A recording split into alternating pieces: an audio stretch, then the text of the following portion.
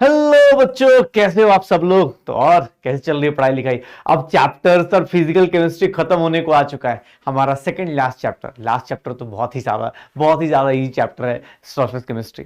बहुत सारे लोगों ने एक्स्ट्रा क्लास में अपना इलेक्ट्रोकेमिस्ट्री फिनिश कर लिया है, लेकिन हाँ, जिन लोगों का रह गया है भाई, फिनिश करो। बैकलॉग में अगर ये वीडियो देख रहे हो तो थोड़ा फास्ट दौड़ना शुरू करो, क्योंकि सर अब ना बहुत सारी चीजें हो रही है। अब हमारे पास सर नीट के लिए डेज अब काफी कम हो रहे हैं, और जितने डेज कम हो रहे हैं उतना ज्यादा पैनिक सिचुएशन आनी शुरू हो जाती है।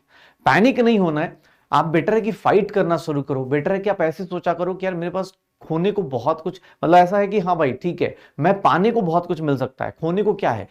पहले से भी पता है कि हाँ यार हमने एक बार, मतलब ठीक है अभी 12th पास कर रहे हैं या हो सकता है एक साल ड्रॉप किया हो, तो भाई खोने को, मतलब मैं मेरे हिसाब से आपके खोने के लिए क्या है, ज्यादा ज्यादा अपना समय बस खो सकते हो, लेकिन पाने के लिए सर क्या होगा। पाने के लिए कॉलेज है, ठीक है, ड्रीम कॉलेज है, आपके पास अपना एप्रॉन है, आपका अपना स्टेथोस्कोप मिलने वाला है, पाने के लिए बहुत कुछ है। तो ट्राई करो वो पाने की कोशिश करते, ट्राई करो वो ड्रीम पूरा करने की कोशिश करते हैं जो हमने साथ में मिलकर देखा था। सर जब बैच स्टार्ट हुआ था, मैं बार बार बोलता हूँ, बैच के पहले दिन जोश अलग लेवल पे होता है, लेकिन बैच के लास्ट तक आते आते ना, उस दिन तक आके अपना जोश मेंटेन करना वो एक बहुत बड़ी बात होती है। क्योंकि उस दिन सर अपने आप को, मतलब होता ना, उतनी एनर्जेटिक मेंटेन कर पाओ, उतने साथ साथ चल पाओ। बहुत सारे लोग बैकलॉग में चले होंगे, या बहुत सारे लोग हो सकता है इस चैप्टर में स्टार्ट किया होगा कि हाँ यार ये कर लेते हैं, बाद में वो चैप्टर करेंगे, या इसको उम्मीद से कर लेंगे, इसको वहां से कर लेंगे, इसको यहां से कर लेंगे। जैसे भी कर रहे हो, मुझे पता है तुम सब शांत नहीं बैठे हो, हाथ पैर मार रहे हो। बस ये ध्यान रखना कि हाथ पैर सही डायरेक्शन में मारना है, ये नहीं कि बस बैठे हुए हैं कोई भी चीज। फिर अब तुम्हें रियलाइज हो रहा होगा किताब एक ही करना बहुत मुश्किल होता है।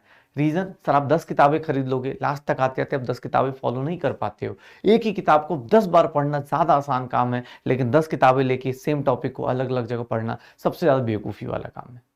अभी आपके पास टाइम है, सफिशिएंट टाइम है, ट्राई कीजिए जितना सफिशिएंटली आप कर सकते हैं। इस चैप्टर को एंड हम लोग जब कर रहे होंगे और सरफेस केमिस्ट्री आएगा, क्योंकि जब चैप्टर एंड होगा सरफेस केमिस्ट्री, सर एक दिन का चैप्टर है, बहुत बड़ी चैप्टर नहीं है, लेकिन हाँ क्वेश्चंस आते हैं, चीजें आती हैं, देखेंगे उसको भी करेंगे। लेकिन ट्राई करना सर, साथ साथ में ये चैप्टर्स, ये चीजें फिनिश करने की कोशिश करना, पक्का।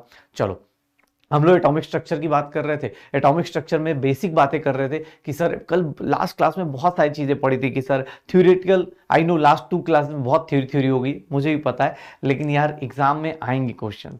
बहुत सारे बच्चों का था कि सर बैटरी क्यों पढ़ा रहे हो, बैटरी नहीं आती है। मैं बार बार बोलता हूँ बेटा, नहीं आता ये जरूरी नहीं कि आपका नहीं आएगा।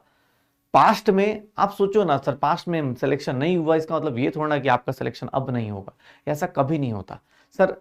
जो चीजें अनएक्सपेक्टेड भी आ सकती हैं, एग्जाम हॉल में जाके डरने से बेटर है कि अभी डर लें, अभी वो सारी चीजें कर लें।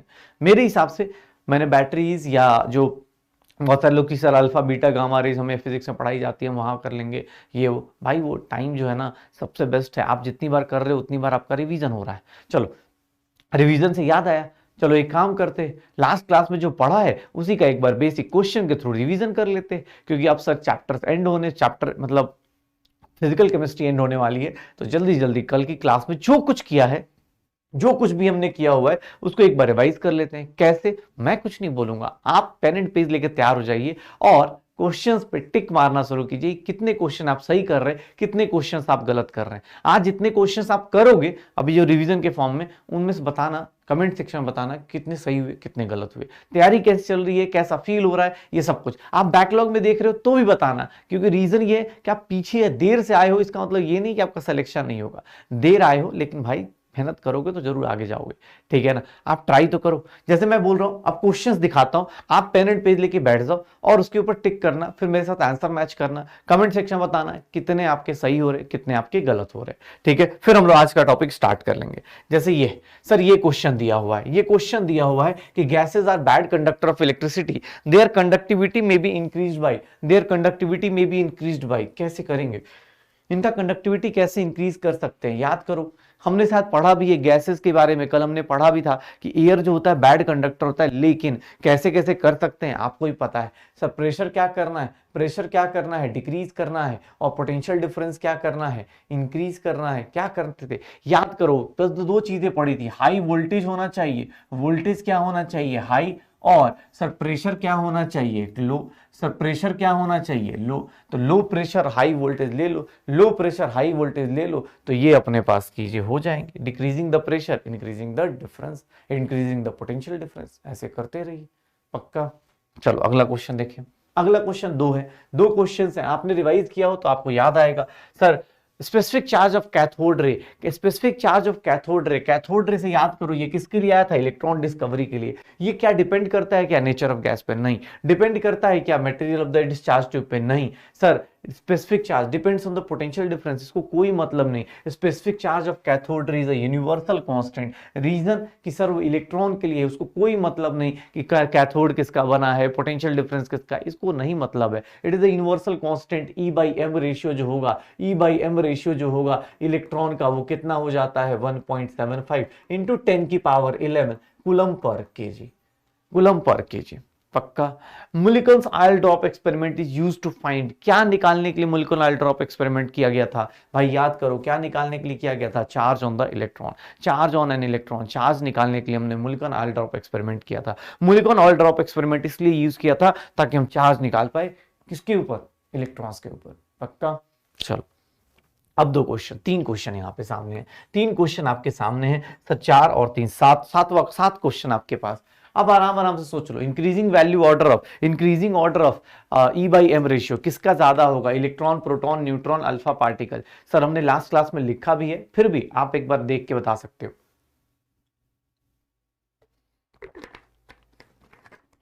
क्या होने वाला है, क्या होने वाला है। इंक्रीजिंग ऑर्डर ऑफ सबसे ज्यादा किसका होता है, इलेक्ट्रॉन का होता है, फिर किसका होता है, प्रोटॉन का होता है, फिर किसका होता है, अल्फा पार्टिकल का। ये सब क्लास में किया हुआ क्वेश्चन है, इसी को बोलते हैं ना, जब देखो एग्जाम में आ जाएगा तुम बोलोगे अरे सर ये तो हमने किया था, मैं भी बोलूंगा मैंने कराया था, लेकिन एग्जाम हॉल में सोचना भाई तेरे से नहीं हुआ, कितना दुख होगा कि यार मैंने किया था, कराया हुआ था सर ने, लेकिन फिर भी नहीं कर पा रहे। अगर आज नहीं कर पा रहे, सोचना एग्जाम हॉल में क्या होगा। अल्फा पार्टिकल किससे रिप्रेजेंट करते हैं, alpha particle represented by helium nuclei. Which of the following properties of atom could be explained correctly by Thomson. Thomson ने किसके किसके बारे में बोला था, सर थॉमसन को स्टेबिलिटी ऑफ एटम नहीं था, पोजीशन से मतलब नहीं था, स्पेक्ट्रा से मतलब नहीं था। थॉमसन ने बस ये बोला था कि पॉजिटिव और निगेटिव मिला के इक्वल एंड अपोजिट रहेंगे, ओवरऑल एटम जो रहेगा वो न्यूट्रल रहेगा, चार्ज जो होगा जीरो हो जाएगा, प्लस और माइनस क्या हो जाएंगे, जीरो हो जाएंगे, प्लस और माइनस क्या हो जाएंगे, जीरो हो जाएंगे। ये देखो फ्रैक्शन ऑफ वॉल्यूम, सर सारे क्वेश्चंस आपने किए हुए, कल कहीं ना कहीं हमने डिस्कस किया हुआ है। Fraction of volume occupied by the nucleus to the volume of atom. Sir volume of, याद करो वॉल्यूम, पहले एक बार बताओ रेडियस ऑफ एटम क्या होता था, रेडियस ऑफ एटम क्या होता था, 10 की पावर -10 मीटर्स होता था। सर रेडियस ऑफ न्यूक्लियस कितना लिखवाया था रदरफोर्ड ने, ये बात थॉमसन ने बताई थी, ये बात किसने बताई थी, सर अपने पास किसने बताई थी, रदरफोर्ड ने। तो सर वॉल्यूम का मतलब क्या होता है, volume is directly proportional to क्या हो जाता है, आर क्यूब होता है। तो sir volume of nucleus divided by volume of atom. कोई बोले सर वॉल्यूम कैसे आर क्यूब हो गया, तो भैया वॉल्यूम ऑफ स्फेरिकल कितना होता है, 4/3 पाई आर क्यूब होता है। सर ये सब बेसिक मैथ्स में आपको आता होगा, अब आप नीट देने जा रहे हो तो 4/3 पाई आर क्यूब करने का कोई लॉजिक नहीं बनता। वॉल्यूम क्या हो जाएगा न्यूक्लियस का, volume of nucleus, volume of nucleus क्या हो जाएगा, तो सर ये क्या हो जाएगा, रेडियस ऑफ न्यूक्लियस का क्यूब 10 की पावर -15 का क्यूब डिवाइडेड बाई 10 की पावर -10 का क्या हो जाएगा क्यूब।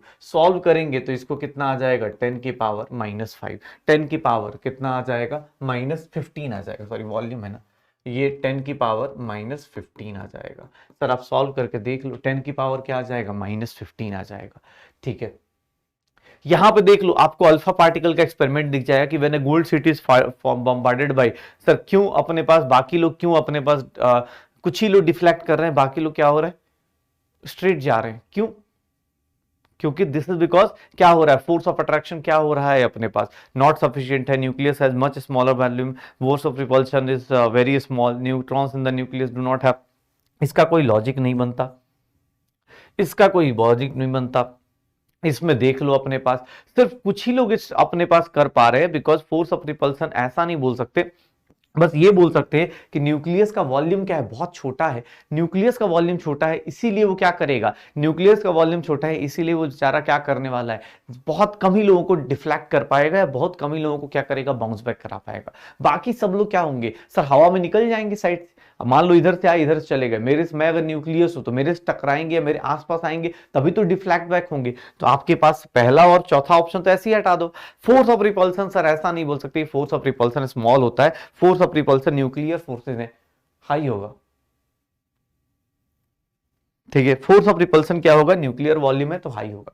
चलो अब देखो ये क्वेश्चंस, देखो अपने पास कितने क्वेश्चंस हो गए भाई साहब, जहां तक मैं देख रहा हूं 2 3 5 2 7 1 8, 8 क्वेश्चंस हो गए ना। हाँ 2, यही हुए 1 7, हाँ 7 नहीं नहीं 2 5 5 और 3 8, 8 हुए। चलो 8 और 2 10, ये बताओ कितने क्वेश्चंस हो रहे हैं। ये देखो विच द फॉलोइंग, अब आराम से सोच लो, which the following is not an conclusion of Rutherford atomic model, कौन से कंक्लूजन में नहीं था, क्या होगा इसमें, क्या होगा, कौन सा कंक्लूजन में नहीं था। पहला पार्ट तो बहुत सिंपल सा था, बहुत अच्छा बोला उसने।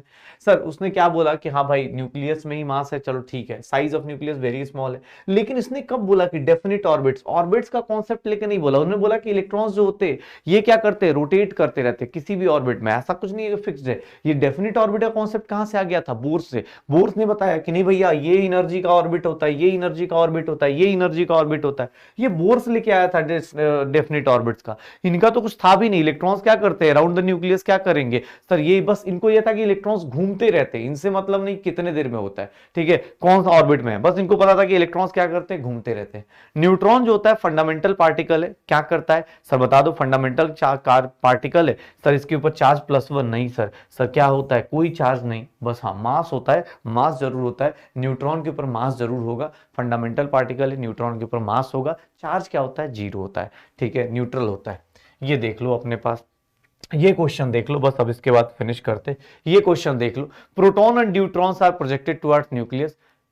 एक मिनट एक मिनट, ई भाई इस क्वेश्चन को आप फिजिक्स से कर सकते हो, डिस्टेंस ऑफ क्लोजेस्ट अप्रोच। जिन लोगों को लगता है डिस्टेंस ऑफ क्लोजेस्ट अप्रोच मुझे पढ़ना है, तो डिस्टेंस ऑफ क्लोजेस्ट अप्रोच मतलब इसके लिए थोड़ी फिजिक्स लग जाती है। आप जब फिजिक्स में एटम पढ़ते हो तो वहां पढ़ते हो, क्योंकि न्यूक्लियस पे चार्ज होता है +Ze, यहाँ पे चार्ज होता है अपने पास 2E। तो ये जो आप ये लोग आते हैं, मान लो यहाँ पे अगर ये चार्ज है Q, तो ये आएंगे और यहां से रिपल्सन लगना शुरू होगा, तो कितने पे रिपल्सन लगेगा, तो जहां पे इनका काइनेटिक एनर्जी किसके इक्वल हो जाए, काइनेटिक एनर्जी किसके इक्वल होना शुरू हो जाए, पोटेंशियल एनर्जी के, उसी केस को, उसी डिस्टेंस को हम लोग क्या बोलते हैं, डिस्टेंस ऑफ क्लोजेस्ट अप्रोच। तो काइनेटिक एनर्जी और पोटेंशियल एनर्जी लगाना शुरू करोगे तो ½ Q1 mv², मतलब मास का ये लगाओगे, ½ mv², ठीक है, is equals to nothing, half कह रहा हूं, minus Q1 Q2 Ze into Q1 Q2 K Q1 Q2, ऐसा होता है ना potential energy, K Q1 Q2 क्या हो जाएगा, Q1 Ze divide by R²। ठीक है, तो काइनेटिक एनर्जी यहां से डिस्टेंस ऑफ क्लोजेस्ट अप्रोच आता है, हमें उससे मतलब नहीं, ये वाला चीज फिजिक्स में भी पढ़ सकते हो। डिस्टेंस ऑफ क्लोजेस्ट अप्रोच जो होता है, डिस्टेंस ऑफ क्लोजेस्ट अप्रोच जो होगा, जितना ज्यादा अपने पास, मैं उससे ज्यादा इस क्वेश्चन को चलो मैं अभी बता दूंगा, लेकिन हाँ E/m रेशियो बताओ, E/m रेशियो सबसे हाईएस्ट किसका था, E/m रेशियो सबसे हाईएस्ट किसका हो रहा था, H+ का हो रहा था, सबसे हाईएस्ट किसका हो रहा था, H+ का। E/m रेशियो सबसे हाईएस्ट किसका था, H+ का था। तो भाई इस केस में ना अपने पास क्या करना है, इस केस में देखो मैं तुम्हें सिंपल चीज बताता हूँ। यहाँ पे हम लोग क्या करेंगे, जैसे मैं बोल रहा था ना कि डिस्टेंस ऑफ क्लोजेस्ट अप्रोच, मान लो कोई पार्टिकल, अल्फा पार्टिकल मान लो आया, तो आप फिजिक्स में इसका सेम डेरिवेशन पढ़ना शुरू करते हो कि अल्फा पार्टिकल है, इसके ऊपर न्यूक्लियस के ऊपर पॉजिटिव चार्ज होगा कितना, +Z × E, ये यहाँ पे आएगा। जैसे ही आएगा इसका काइनेटिक एनर्जी इसकी पोटेंशियल एनर्जी के इक्वल होना शुरू होगा eight distance of closest approach, eight distance of closest approach. अब मैं पूरा जाके आपको नहीं बताऊंगा क्योंकि आप उसको ये फिजिक्स में आप कर सकते हो। At distance of closest approach क्या होगा, काइनेटिक एनर्जी किसकी इक्वल होगी, पोटेंशियल एनर्जी की। और काइनेटिक एनर्जी कितनी हो रही है अपने पास, kinetic energy ½ mv² and that is equals to potential energy K Q1 into Ze, ये अपने पास positive charge divide by sir cap potential energy कितनी हो जाती है R। तो यहां से R जो होगा ये डिस्टेंस ऑफ क्लोजेस्ट अप्रोच होगा, ये जो डिस्टेंस होगा इसी को हम लोग क्या नाम दे देते हैं, ये जो डिस्टेंस होता है इसी को नाम दे देते हैं हम लोग R, distance of closest approach, and that will B 2 times K Q1 जो भी चार्ज होगा डिवाइड बाई 2 इंटू M क्या हो जाएगा वी स्क्वायर। तो चार्ज अपॉन मास के ऊपर डिपेंड करेगा, चार्ज अपॉन मास के डायरेक्टली प्रोपोर्शनल। तो देख लो अपने पास सर प्रोटॉन है और ड्यूट्रॉन है, प्रोटॉन है और ड्यूट्रॉन है, प्रोटॉन और ड्यूट्रॉन में डिफरेंस किसका क्या होगा आपको पता है, ड्यूटेरियम अपने पास, प्रोटॉन में ड्यूट्रॉन में क्या हो जाएगा, किसके लिए होगा, चार्ज और मास का रेशियो देखोगे, चार्ज और मास का रेशियो देखोगे तो चार्ज और मास, चार्ज तो सेम रहेगा, बस मास किसका ज्यादा हो जाएगा, ड्यूट्रॉन का। तो उसके लिए स्पीड क्या हो जाएगी, उसके लिए अच्छा स्पीड सेम ही है ना, तो स्पीड सेम है तो मास का ही अपने पास लिखा भी है कि स्पीड सेम है, और स्पीड सेम है तो स्पीड पे डिपेंड करने से रही, किस पे डिपेंड करेगी, सेम तो नहीं होने वाली क्योंकि मास पे भी डिपेंड करती है। तो मास किसका ज्यादा होगा, ड्यूट्रॉन का, और मास जब ज्यादा होगा तो उसकी स्पीड क्या हो जाएगी, कम हो जाएगी, तो ऑब्वियस है प्रोटॉन के। तो distance of closest approach charge upon mass पे डिपेंड करता है, सर वेलोसिटी सेम है तो उसके ऊपर डिपेंड करेगा नहीं, चार्ज अपॉन मास पे, चार्ज दोनों के लिए सेम ले लेते हैं +1 +1, तो सर प्रोटॉन का क्या होगा, मास कम होगा एज कंपेयर टू ड्यूट्रॉन। ठीक है, तो ये छोटी छोटी चीजें जो हम लोग करके बैठ गए सर, लास्ट क्लास में हमने यही सब किया है, आपको बस याद दिला रहा हूं। जैसे अब ये सब चीजें कुछ फिजिक्स में, ऑब्वियस एटॉमिक स्ट्रक्चर फिजिक्स का भी पोर्शन है भाई साहब, आपको वहां मिलेगा, रदरफोर्ड का एक्सपेरिमेंट वहां मिलेगा। ये इसलिए हम लोग टच नहीं करते केमिस्ट्री वाले क्योंकि हमें नहीं पता अभी आपको पोटेंशियल एनर्जी आता है या नहीं आता है। ठीक है, उसके ऊपर अब मान लो यहाँ अल्फा पार्टिकल डाल रहे हैं, यहाँ कोई और पार्टिकल भी हो सकता है, प्रोटॉन हो सकता है, ड्यूट्रॉन हो सकता है, कुछ भी हो सकता है, इसलिए मैंने हाफ mv² ले लिया, मुझे नहीं पता कौन सा पार्टिकल आ रहा है। ठीक है, ये छोटी छोटी चीजें। इसके बाद देखो तो हम लोग की लाइफ में अब सब कुछ फिनिश हो चुका है। कितने क्वेश्चंस आपके सही हुए प्लीज अपने वक्त कमेंट करके बताना। ये वाला कॉन्सेप्ट अगर आपको लगता है कि हाँ सर थोड़ा डिफिकल्ट जा रहा है तो आपके लिए कुछ नहीं, आप फिजिक्स में मॉडर्न फिजिक्स का वेट करो, वहां पे आपको ये चीजें फिर से दोबारा मिल जाएंगी पक्का। तो हमारा कल हमने लास्ट क्लास में एटॉमिक मॉडल शुरू किया था, रदरफोर्ड का मॉडल और थॉमसन मॉडल किया था, और थॉमसन मॉडल रदरफोर्ड के बीच में एक्सरे का प्रोडक्शन चालू किया था, एक्सरे की बातें करी थी sir, alpha rays, beta rays, gamma rays, इन सब के बारे में बात कर ली थी हम लोगों ने लास्ट क्लास में। आज हम लोग क्या करने वाले हैं, तो आज हम लोग के पास एक सबसे रिवॉल्यूशनरी आइडिया जो मोजले भाई साहब थे, मोजले एक्सपेरिमेंट बहुत ज्यादा इंपॉर्टेंट होता है। रीजन क्या होता है कि मोजले के कारण ही मॉडर्न पीरियोडिक टेबल बना था। इन्होंने क्या बोला कि जो एक्सरे, याद करो एक्सरे कैसे बनता था, जब कोई कैथोड रे किसी हेवी मेटल से टकराता था तो क्या प्रोड्यूस करता था, एक्सरे प्रोड्यूस करता था। जब कोई कैथोड रे किसी हेवी मेटल से टकराएगा तो क्या प्रोड्यूस करेगा, एक्सरे प्रोड्यूस करेगा। यही बात हुई थी हमारी। मोजले भाई साहब ने क्या बोला कि भाई साहब एक्सरे का जो फ्रीक्वेंसी आती है वो किसके ऊपर डिपेंड करती है, तो उन्होंने एक एक्सपेरिमेंट करके देखा, तो उन्होंने क्या देखा कि जो फ्रीक्वेंसी होती है वो किसके ऊपर डिपेंड करती है, एटॉमिक नंबर के ऊपर। जो फ्रीक्वेंसी होती है वो किसके ऊपर डिपेंड करती है, एटॉमिक नंबर के ऊपर। और ये जो फ्रीक्वेंसी है, ये जो फ्रीक्वेंसी है, फ्रीक्वेंसी ऑफ एक्सरे जो होगी sir, square root of frequency,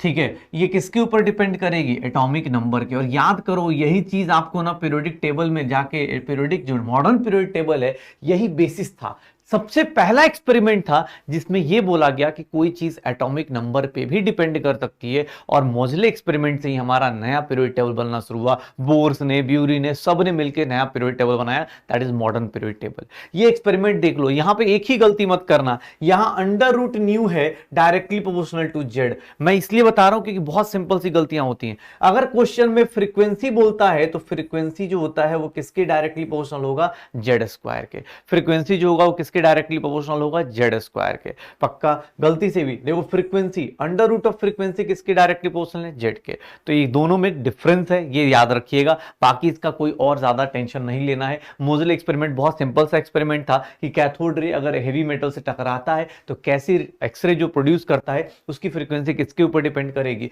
तो atomic number of heavy metal उसके स्क्वायर रूट पे डिपेंड करेगी, या अंडर रूट जेड स्क्वायर होगा। पक्का हो जाएगा सर। चलो अब देखो मेरे पास क्या है, वेव्स के बारे में बात करते हैं। अब हम लोग आज अब एक्सपेरिमेंटल और उन सब चीजों पे आएंगे, तो आज बात कर रहे हैं वेव्स के बारे में। वेव्स क्या होती हैं सर, वेव्स के बारे में सिंपल सिंपल सी बात करें, मैं आपको जो बताने वाला हूं, आप सबने थोड़ा बहुत, अब मैंने जहां तक जानता हूं कि आपने फिजिक्स पढ़ लिया है, फिजिक्स में वेव्स कर लिया है, तो अगर मैं बात करूं फिजिक्स में तो यहां पे कुछ वर्ड्स यूज करने वाला हूं, बस उन वर्ड्स का मीनिंग बस पूछना चाहता हूं और कुछ नहीं। सर ये जो होते हैं ये क्या कहलाते हैं, क्रस्ट कहलाते हैं। ये भी क्या कहलाता है, क्रस्ट कहलाता है। और ये जो नीचे वाला होता है उसको हम लोग क्या बोलते हैं, ट्रफ बोल देते हैं। ये क्रस्ट हो गया, ऊपर वाला, नीचे वाला क्या हो गया, ट्रफ हो गया। तो सर यहां से लेकर यहां तक, यहां से लेकर यहां तक क्या हो जाएगा, लेमडा कहलाएगा। यहां से लेकर यहां तक क्या कहलाएगा, लेमडा कहलाएगा। लेमडा मतलब क्या हो जाता है, वेवलेंथ। ये वेवलेंथ जो होता है, वेवलेंथ जो होगा आप सबको पता होगा, वेवलेंथ क्या है, distance between consecutive, distance between किसके बारे में बात करूं, कंसेक्यूटिव ट्रफ या क्रेस्ट और क्या लिख दूं, ट्रफ लिख दूं, यही लिख दूंगा, यही होगा, इनके बीच का ही डिस्टेंस होता है। वेवलेंथ का यूनिट क्या होता है, यूनिट होता है अपने पास मीटर या फिर सेंटीमीटर, क्योंकि सीधी सी बात है, लेंथ है तो यूनिट होगा या फिर सेंटीमीटर होगा। यहां पे वेव्स के बारे में बात करें तो वेव्स के लिए कुछ कुछ वर्ड्स और आते हैं, जैसे अपने पास एक आता है फ्रीक्वेंसी। फ्रीक्वेंसी जो होती है उसको हम लोग यूनिट देख लो, इसका यूनिट होता है हर्ट्ज, यूनिट होता है हर्ट्ज, या फिर इसी को हम लोग कहीं कहीं पे लिख देते हैं साइकिल्स पर सेकंड, साइकिल्स पर सेकंड। मैं बस बेसिक अब सर ये सब चीजें आपको फिजिक्स में आती हैं, मैं इसलिए यहाँ पे चैप्टर में, इस चैप्टर में एक ही दिक्कत है, यहाँ फिजिक्स भी है और इनऑर्गेनिक भी आएगी, इसलिए मैं बोल रहा हूँ ध्यान से सुन लेना। फ्रीक्वेंसी में यूनिट क्या हो गया, हर्ट्ज, ये क्या हो गया, साइकिल्स पर सेकंड। कहीं कहीं क्वेश्चन ऐसे लिखा होगा सीपीएस, तो डर मत जाना, सीपीएस मतलब साइकिल पर सेकंड। फ्रीक्वेंसी क्या बता रहा है कि सर कितने, एक टाइम में, एक सेकंड में कितनी ज्यादा अपने पास, अगर मैं बात करूं तो एक जैसे 50 हर्ट्ज लिखा हुआ है, मतलब 50 हर्ट्ज मतलब 50 cycle in 1 second, number of waves in 1 second, number of cycles या नंबर ऑफ वेव्स या साइकिल्स बोल दूं, नंबर ऑफ वेव्स या साइकिल्स इन 1 सेकंड, एक सेकंड में कितना होने वाला है, इसी को हम लोग क्या बोलने वाले हैं कि सर ये क्या हो जाएगा, मेरा फ्रीक्वेंसी कहलाएगा। तो वेव हो गया, वेवलेंथ हो गया, फ्रीक्वेंसी हो गई। सर फ्रीक्वेंसी के बाद यहाँ पे एक दो चीजें और आएंगी, उनको भी बात डिस्कस कर लेते हैं। सर एक वेलोसिटी ऑफ वेव आता है, और वेलोसिटी इज नथिंग, ध्यान से देखना, velocity is nothing frequency into क्या आ जाएगा, लैम्डा, फ्रीक्वेंसी इंटू क्या आ जाएगा, लैम्डा, फ्रीक्वेंसी इंटू क्या आ जाएगा, lambda. Velocity is nothing frequency into lambda, और वेलोसिटी आपको ही पता है, वेलोसिटी का यूनिट क्या हो जाएगा, मीटर पर सेकंड, मीटर पर सेकंड। वेलोसिटी ऑफ वेव निकालनी है तो आप ऐसे निकालोगे। फिर किसने बोला कि सर वेलोसिटी हो गया, what is time period, time period क्या होता है, तो सर टाइम पीरियड के बारे में बात करूंगा तो टाइम पीरियड को टी लिखते हैं, and that is nothing 1 upon क्या लिखेंगे, फ्रीक्वेंसी। फ्रीक्वेंसी को मैं ऐसे लिख देता हूं, ठीक है, आप एफ से लिखना चाहो एफ से लिखो, ये फ्रीक्वेंसी को रिप्रेजेंट करने का तरीका ये होता है। तो time period is nothing, time period भी क्या है, 1 अपॉन फ्रीक्वेंसी। टाइम पीरियड का यूनिट देखोगे, टाइम पीरियड का यूनिट देखोगे तो टाइम पीरियड का यूनिट क्या हो जाता है सर, टाइम पीरियड यूनिट में सेकंड आ जाएगा, सेकंड आ जाएगा। Time period is nothing, second आ जाएगा, तो ऑब्वियस है यूनिट जो होता है इसका सेकंड्स। सेकंड, हर्ट्ज को क्या लिख देते हैं हम लोग, सेकंड इनवर्स भी लिख देते हैं ना, हर्ट्ज को हम लोग क्या लिखते हैं, सेकंड इनवर्स भी लिख देते हैं। हर्ट्ज को हम लोग लिखना चाहें तो हम लोग क्या लिख सकते हैं, सेकंड इनवर्स भी लिख देते हैं, ठीक है। हर्ट्ज को लिखना चाहे तो क्या लिख देते हैं, सेकंड इनवर्स। वेलोसिटी क्या है, new into lambda, time period क्या है, 1 अपॉन न्यू। फिर किसने बोला कि सर एक नंबर होता है that is known as wave number, एक नंबर होता है जिसको हम लोग क्या बोलते हैं, वेव नंबर। वेव नंबर में क्या होता है, वेव नंबर को कैसे रिप्रेजेंट करते हैं, तो सर ये नंबर कैसे रिप्रेजेंट होगा, that is 1 upon lambda. Wave number क्या है कि सर एक लेंथ में कितने अपने पास, वेवलेंथ क्या था सर, एक वेव की लेंथ कितनी है, यहां पे 1 मीटर या 1 सेंटीमीटर में कितने वेव्स आ रहे हैं, कितने वेव्स आ रहे हैं, इसका यूनिट देखोगे तो सर क्या आ जाएगा, मीटर इनवर्स या फिर सेंटीमीटर इनवर्स। यूनिट इंपॉर्टेंट है, याद रखना। रीजन आपको यूनिट एंड डायमेंशन नहीं आ रहा ना तो भाई साहब फिजिक्स में तो दिक्कत रहती ही रहती है, यहां भी आ जाएगी। वेव नंबर क्या है, 1 अपॉन लेमडा। सर मैं बार बार सारे फॉर्मूलाज को एक साथ रिलेट कर देता हूं। Velocity is nothing new into lambda. Sir time period is nothing 1 upon new. Sir what is wave number को हम लोग रिप्रेजेंट करते हैं न्यू बार से, और ये क्या हो जाता है 1 अपॉन लेमडा। ये 3 फॉर्मूले आप ध्यान रखिएगा क्योंकि यही बार बार आपको यूज करने हैं, यही बार बार आपको यूज करने हैं।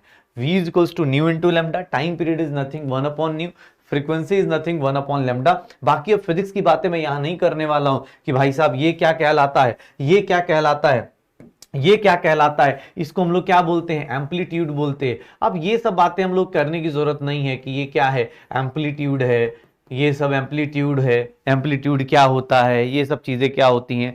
चलो एम्पलीट्यूड क्या होता है ये सब बातें हम लोग नहीं करने वाले हैं। एम्पलीट्यूड क्या होता है ये बातें हम लोग यहां बात नहीं करेंगे, पक्का हो जाएगा सर। तो बेसिक वेव का एक बेसिक क्राइटेरिया आपको फुलफिल हो चुका है। बेसिक जितना केमिस्ट्री में जरूरत है वो मैं आपको बता चुका हूं कि सर वेलोसिटी ऐसे निकालते हैं, फ्रीक्वेंसी ऐसे आती है, टाइम पीरियड ऐसा आता है, वेवलेंथ ऐसा होता है। बस ये बेसिक चीजें जो हमें पता होना चाहिए हमारे चैप्टर को पढ़ने के लिए। इसके अलावा जो चीजें चाहिए, जिसके अलावा जो चीजें चाहिए होती हैं वो भाई साहब, वो चीजें जो होती हैं वेलोसिटी, वेवलेंथ, टाइम पीरियड के अलावा जो चीज आपको चाहिए उसके लिए हम लोग अभी आगे पढ़ने वाले, ठीक है ना, कि सर क्या होता है, कैसा होता है, वो सब चीजें हम लोग कर लेंगे। पहले आप ये वेलोसिटी, वेवलेंथ और इसके बारे में देख लो। हो जाएगा सर। अब सोचो सर इसके ऊपर क्या ही क्वेश्चन आएगा, आपको इमेजिन ना कर सकते हो तो मैं आपको एक चीज दिखाना चाहता हूं। इसके ऊपर ना इस साल का क्वेश्चन है अपने पास, इस साल का क्वेश्चन पड़ा हुआ है, इस साल का क्वेश्चन पड़ा हुआ है,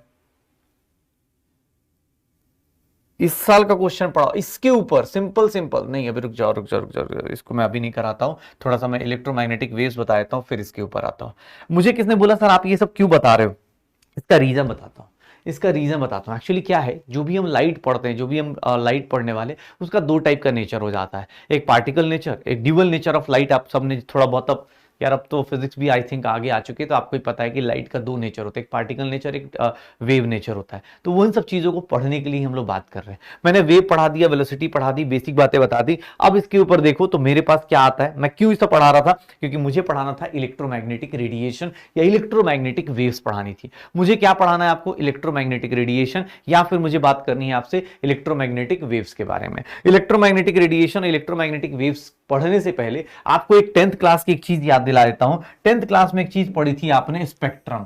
स्पेक्ट्रम क्या होता है कि सर शुरू से लेके लास्ट तक का अगर सीरीज ऑफ लाइंस आ जाए तो उसको हम लोग क्या बोल देते हैं, स्पेक्ट्रम आ जाते हैं, जहां पे शुरू से लेके लास्ट तक हो रहा हो। इसी को हम लोग बैंड भी बोल देते हैं, कि सीरीज ऑफ स्पेक्ट्रम आ रहे हैं तो इसी को हम लोग क्या बोलना शुरू करते हैं, बैंड भी बोलते हैं। जैसे हाइड्रोजन का बैंड आएगा अभी, कि हाइड्रोजन की लाइंस आएंगी तो अपने अपने लाइमन का बैंड आएगा, लाइमन सीरीज आ जाएगी, उसको हम लोग बैंड बोलना शुरू करते हैं। स्पेक्ट्रम मतलब क्या होगा, जैसे अभी इलेक्ट्रोमैग्नेटिक स्पेक्ट्रम देखेंगे तो अलग अलग टाइप की लाइट्स आनी शुरू हो जाती है। मुझे इलेक्ट्रोमैग्नेटिक रेडिएशंस देखने और उसकी बैंड देखनी है, तो देखो अपने पास ध्यान से। इलेक्ट्रोमैग्नेटिक रेडिएशन के बारे में सबसे पहला बंदा जिसने कुछ बोला था, अगेन वही बंदा मैक्सवेल। ये मैक्सवेल आपको फिजिक्स में हर एक जगह मिल जाएगा। इसने जिंदगी में एक ही चीज करी थी, इलेक्ट्रिसिटी से मैग्नेटिज्म को रिलेट कर दिया था, इसीलिए इसने हमारी जिंदगी बर्बाद कर दी।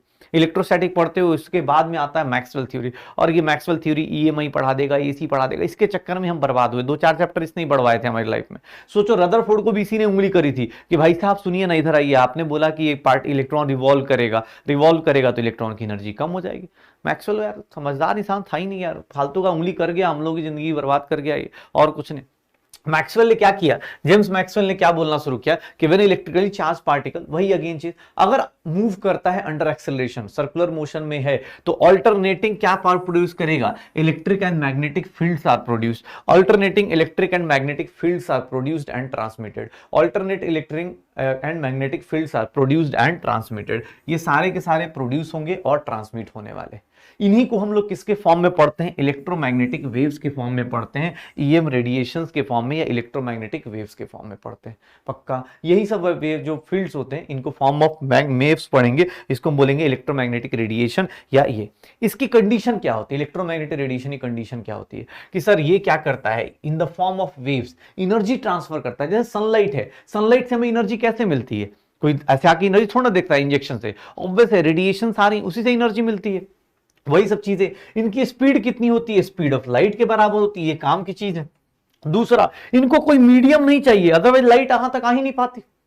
और ये भाई साहब अलग अलग लेवल पे चलते हैं। मान लो इलेक्ट्रिक फील्ड इधर चल रहा है, मैग्नेटिक फील्ड इधर चल रहा है, मान लो अपने इलेक्ट्रिक फील्ड इधर, मैग्नेटिक फील्ड इधर, तो ये वेव जो होगा ना ये अपने पास ऑल्टरनेट रास्ते पे चलेगा। ये क्या होगा, इधर ईएम वेव्स चलेंगे। ईएम वेव्स क्या होती हैं, हम दोनों के perpendicular, electric field magnetic field के परपेंडिकुलर कौन चलेगा, ईएम वेव्स, इलेक्ट्रोमैग्नेटिक वेव्स। ये ध्यान रखना। इलेक्ट्रोमैग्नेटिक रेडिएशन क्या है कि एक वेव से दूसरी बॉडी तक जाने के लिए आप in the form of waves जाओगे, और ये वेव्स ट्रैवल करती है in the form of speed of light. They do not need any medium for propagation, have electric and magnetic field at the right angle to each field. ठीक है, इनका हमेशा इनके रिस्पेक्ट में, इसके रिस्पेक्ट में इलेक्ट्रिक फील्ड भी 90 degree पे, इसके रिस्पेक्ट में मैग्नेटिक फील्ड भी क्या है 90 डिग्री पे। पक्का, तो electric and magnetic field right angle पे होगा। पक्का, तो ये इलेक्ट्रोमैग्नेटिक वेव्स हो जाएंगे। अब देखो, इलेक्ट्रोमैग्नेटिक वेव्स के बारे में बेसिक बात पढ़ ली कि सर उसकी वेलोसिटी कितनी होती है, उसकी वेलोसिटी कितनी होती है, velocity of EM waves, velocity of EM waves लेंगे। अगर वेलोसिटी ऑफ ईएम वेव्स लेते हो तो सर वो किसकी इक्वल है, स्पीड ऑफ लाइट की इक्वल है। स्पीड ऑफ लाइट को हम लोग क्या ले लेते हैं, सी ले लेते हैं। स्पीड ऑफ लाइट ले लेते हैं किसके इक्वल, सी के इक्वल, और इसकी वैल्यू होती है 3 × 10 की पावर मीटर पर सेकेंड। अब एक बात बताना, अभी जस्ट पढ़ा for EM waves, EM waves के लिए क्या लिखने वाला हूं मैं, ऐसा सही लिख रहा हूं क्या, velocity is frequency into lambda, पक्का। तो मैं आज से अब देखो अपने पास, क्यों, क्योंकि सर ये चीज तो मैं उठा के रख ही सकता हूं, और यहां से अगर मुझे एक चीज पता चल गई कि सर दो लोगों का मल्टीप्लीकेशन अगर कांस्टेंट है, दोनों ये तो कांस्टेंट है ना, सी की वैल्यू चेंज नहीं होती, ये कांस्टेंट है, तो अगर आप बात करेंगे फ्रीक्वेंसी की, तो फ्रीक्वेंसी अगर बढ़ाओगे तो लैम्डा, या मैं वैसा बोल सकता हूं कि sir frequency is inversely proportional to lambda, frequency is inversely proportional to lambda. मतलब अगर आप फ्रीक्वेंसी बढ़ाओगे तो लैम्डा क्या होगा, डिक्रीज होगा। अगर आप फ्रीक्वेंसी कम करोगे तो लैम्डा क्या होगा, इंक्रीज होगा। फ्रीक्वेंसी कम करोगे तो लैम्डा क्या होगा, इंक्रीज होगा। अगर मैं इसके बारे में बात करूं, c is equal to nu into lambda, अगर मैं इसके बारे में बात करूं तो यहां पे, ठीक है, इसके बारे में बात करूं तो यहां देखो, अब एक चीज और, न्यू को क्या लिख सकता हूं, सी बाई लैम्डा, या फिर लैम्डा को क्या लिख सकता हूं, सी बाई न्यू। याद रखना एक चीज और कि सर ये सारे के सारे फॉर्मूले छोटे छोटे फॉर्मूले, लेकिन बहुत ज्यादा यूजफुल होने वाले हैं। इलेक्ट्रोमैग्नेटिक रेडिएशन में फ्रीक्वेंसी और वेवलेंथ एक दूसरे के इनवर्सली प्रोपोर्शनल चलते हैं। अगर आपने फ्रीक्वेंसी को 2 टाइम्स किया, वेवलेंथ 2 टाइम्स कम होगा। क्यों, क्योंकि इन दोनों का मल्टीप्लीकेशन क्या है, कांस्टेंट है। ये हम बहुत बार पढ़ चुके हैं, दो लोगों का मल्टीप्लीकेशन मैथमेटिकली अगर कांस्टेंट आता है, अगर x को बढ़ाओगे तो y क्या करेगा, खुद को डिक्रीज करेगा, इनवर्सली प्रोपोर्शनल चलेगा, पक्का। तो इलेक्ट्रोमैग्नेटिक वेव्स में ये आ जाती हैं कि c is equals to nu. अब तुम्हारे ऊपर जितने क्वेश्चंस मिलेंगे वो सब इसके ऊपर बेस्ड मिलेंगे। सर इस साल का 2022 का, मतलब इस साल मतलब पिछले साल का 2022 का क्वेश्चन देखोगे, इसके ऊपर बेस्ड मिल जाएगा। 2023 का क्वेश्चन देखोगे, इन सब के ऊपर बेस्ड मिल जाएगा। छोटी चीजें हैं कि सर वेवलेंथ केस के क्या होती है, c is equals to e nu into lambda, हो गया। अब इसके ऊपर क्वेश्चंस मिल रहे हैं, जैसे तुम्हें भरोसा नहीं हो रहा तो देखो मैं तुम्हें क्वेश्चन दिखाता हूं, ये क्वेश्चन दिखा देता हूं, ये अपने पास क्वेश्चन दिखा दूंगा। अरे कहां गया वो क्वेश्चन, थोड़ा ऊपर नीचे हो गया, ये देखो ये क्वेश्चन दिया हुआ, और ये क्वेश्चन एनसीईआरटी का एग्जांपल है। एनसीईआरटी, इसलिए मैं बोलता हूं, मुझसे कोई बोलता है ना सर आप एनसीईआरटी बहुत बोलते हो, रीजन क्या है भाई, तुम प्रीवियस ईयर क्वेश्चंस उठा के देख लो, एनसीईआरटी के डायरेक्ट क्वेश्चंस पूछ जाते हैं। ये क्वेश्चन दिया हुआ है, वेवलेंथ दी हुई है, फ्रीक्वेंसी दी हुई है, पूछ रहा है वेवलेंथ बताओ, लाइट की स्पीड भी दे दी उन लोगों ने, बोल रहे हैं कि वेवलेंथ बताइए। वेवलेंथ कैसे निकलेगा, तो सर आपको ही पता है वेवलेंथ क्या हो जाता है, सी अपॉन क्या हो जाएगा, न्यू, और सी कितना है 3 × 10 की पावर क्या हो जाती है 8, डिवाइड बाई न्यू कितना होने वाला है 1368, इंटू हर्ट्ज में लेना है 10 की पावर क्या लिख दूं 3, और यही क्या आ जाएगा मीटर में। अब इसको सॉल्व करने के लिए आप इसको ऐसे लिख सकते हो 3 × 10 की पावर 1368, ये सॉल्व करोगे आप आंसर निकाल लोगे। सर इसको सॉल्व करना शुरू करोगे तो ये कितना हो गया सर, 10 की पावर कितनी हो जाएगी 50 डिवाइड बाई 1368, ये मीटर आ जाएगा। इसको सॉल्व करने जाएंगे तो मुझे यहां तक देखो जो कैलकुलेशन दिख रही है 219 तक तो दिख रही है। अब एग्जाम हॉल में वो एग्जैक्टली ये क्वेश्चन सिर्फ और सिर्फ कैलकुलेशन का दिया हुआ था, ये क्वेश्चन सिर्फ और सिर्फ कैलकुलेशन का दिया हुआ था। सर ये क्वेश्चन आपको सिर्फ और सिर्फ कैलकुलेशन के लिए मिलेगा, इसकी वैल्यू देखोगे 219.3 आ जाएगी। सर 219.29 आता है, और यहां पे आप इसको राउंड ऑफ करोगे 219.3। इस क्वेश्चन में कुछ भी नहीं है, लेकिन सर क्वेश्चन पूछने वाले ने बस मजे लिए। एनसीईआरटी का एग्जांपल, किसी भरोसा ना जाके एनसीईआरटी में देखना जहां ये कराया गया है वहीं पे इसका एग्जांपल दिया है। इसलिए मैं बार बार, जैसे इलेक्ट्रोकेमिस्ट्री हो गया, आयनिक इक्विलिब्रियम हो गया, सब जगह मैंने एनसीईआरटी के एग्जांपल्स कराए, क्योंकि मुझे पता है कि भाई वो चीजें आजकल ज्यादा मेहनत कर नहीं रहे वो लोग, सीधा सीधा उठा के NCERT question, out of syllabus भी नहीं बोल सकते, कैलकुलेशन तो भैया कैलकुलेशन, अब डॉक्टर बनोगे यार, कैलकुलेशन नहीं आएगी कैसे काम चलेगा, पक्का। तो ये इलेक्ट्रोमैग्नेटिक रेडिएशन के ऊपर सिंपल सा क्वेश्चन है कि सर जितनी भी इलेक्ट्रोमैग्नेटिक रेडिएशंस होंगी, अब मैं इलेक्ट्रोमैग्नेटिक रेडिएशन के बारे में बात करूंगा तो इलेक्ट्रोमैग्नेटिक रेडिएशन में दिखा देता हूं, इलेक्ट्रोमैग्नेटिक स्पेक्ट्रा पहले दिखाता हूं, तो मैं इलेक्ट्रोमैग्नेटिक स्पेक्ट्रा यहीं पे दिखा देता हूं, फिर इधर बात करना शुरू करूंगा। इलेक्ट्रोमैग्नेटिक स्पेक्ट्रा, यार सारी की सारी ऊपर नीचे क्यों हो गई आज PDF, हाँ ये देखो इलेक्ट्रोमैग्नेटिक स्पेक्ट्रा दिखाता हूं, ये इलेक्ट्रोमैग्नेटिक स्पेक्ट्रा है। इलेक्ट्रोमैग्नेटिक स्पेक्ट्रा में इतनी सारी चीजें आती, इतनी सारी चीजें आ रही होती, इतनी सारी।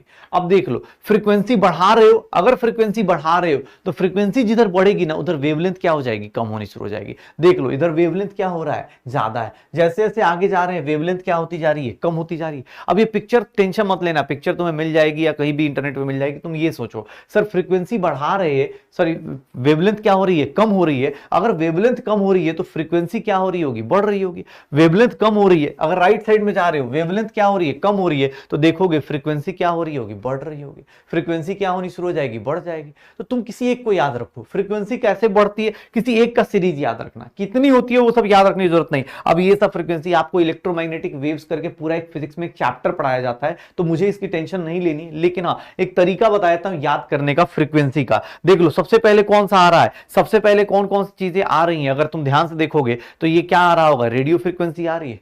ठीक है, radio, micro, infrared, ultraviolet, visible, ultraviolet, x-ray, gamma, cosmic rays. NCERT में ये पिक्चर है तो आपको ये याद रखना है। सर देख लो अपने पास इलेक्ट्रोमैग्नेटिक स्पेक्ट्रा ऐसे चल रही होती है।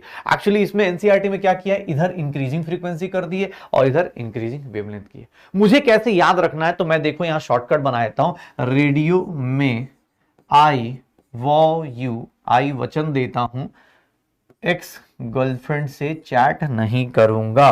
सर आप इसको शॉर्टकट में ऐसे याद कर सकते हो। क्या है इसका ट्रिक, रेडियो में, रेडियो वेव्स, माइक्रोवेव्स, रेडियो, उसके बाद कौन आया माइक्रो, रेडियो में आई मतलब इंफ्रारेड, वी मतलब विजिबल, विजिबल लाइट, आई वचन देता हूं। ठीक है, आई वॉ यू। ठीक है, रेडियो में जिसको लिखना है भाई मैं लिख भी देता हूं, किसी को लगता हो कि अरे सर ये कैसे, तो रेडियो में आई वचन देता हूं, वचन देता हूं, वचन देता हूं, वचन यार अब चलो ठीक है ऐसे ही लिख देता हूं, वचन देता हूं मैं अपने पास यू ले लो, और एक्स गर्लफ्रेंड से चैट नहीं करूंगा, चैट नहीं करूंगा। तो देख लो अब इधर से रेडियो में ऑब्वियस है, रेडियो पे जाके तुम बोल रहे हो तो ऑब्वियस तुम्हारी क्या हो जाएगी, हार्ट बीट बढ़ेगी, फ्रीक्वेंसी क्या हो गई है ज्यादा। तो याद रखना इधर से इधर जाओगे तो फ्रीक्वेंसी क्या हो जाएगी, ज्यादा हो जाएगी। इधर से इधर जाओगे, मैंने ये जो ट्रिक बताई है वो किसके लिए बताई है, इंक्रीजिंग फ्रीक्वेंसी की बताई है। मैंने किसकी बताई है, इंक्रीजिंग फ्रीक्वेंसी की बताई है। अगर आपकी फ्रीक्वेंसी बढ़ रही है तो ऑब्वियस है वेवलेंथ क्या हो जाएगी, कम हो जाएगी। तो अगर इधर से इधर जाओगे तो फ्रीक्वेंसी ज्यादा होगी। देख लो ना, इधर से इधर आओगे, रेडियो से लेके गामा रेस तक आओगे, कॉस्मिक रेस तक आओगे, तब तक आपकी फ्रीक्वेंसी बढ़ती है। और याद करने का तरीका बहुत सिंपल सा है, रेडियो में आई वचन देता हूं, एक्स गर्लफ्रेंड से चैट नहीं करूंगा, एक्स गर्लफ्रेंड से चैट नहीं करूंगा। तो सिंपल सा ट्रिक है, इलेक्ट्रोमैग्नेटिक स्पेक्ट्रा पूरा याद कर सकते हो। मैंने जो बताया इंक्रीजिंग वेवलेंथ में उसके अपोजिट वाला करना है, उसके अपोजिट वाला कर लो। ठीक है, रेडियो में आई वचन देता हूं, ठीक है, वो यू, ठीक है, वचन देता हूं एक्स गर्लफ्रेंड से चैट नहीं करूंगा।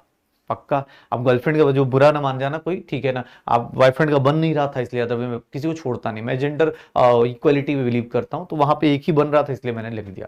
ओके, कोई ये मत बोलना सर आपने लड़कियों को बदनाम कर रखा है, लड़कों को बदनाम कर रखा है, नहीं, कोई इंटेंशन नहीं। ओके चलो, मैं बोल रहा था इलेक्ट्रोमैग्नेटिक स्पेक्ट्रा की बात कर रहा था। इलेक्ट्रोमैग्नेटिक में क्या होता है कि एक चीज पता चल गई कि सर फ्रीक्वेंसी बढ़ाओगे तो वेवलेंथ क्या हो जाएगा, कम होना शुरू होगा, वेवलेंथ बढ़ाओगे तो फ्रीक्वेंसी क्या हो जाएगी, कम हो जाएगी।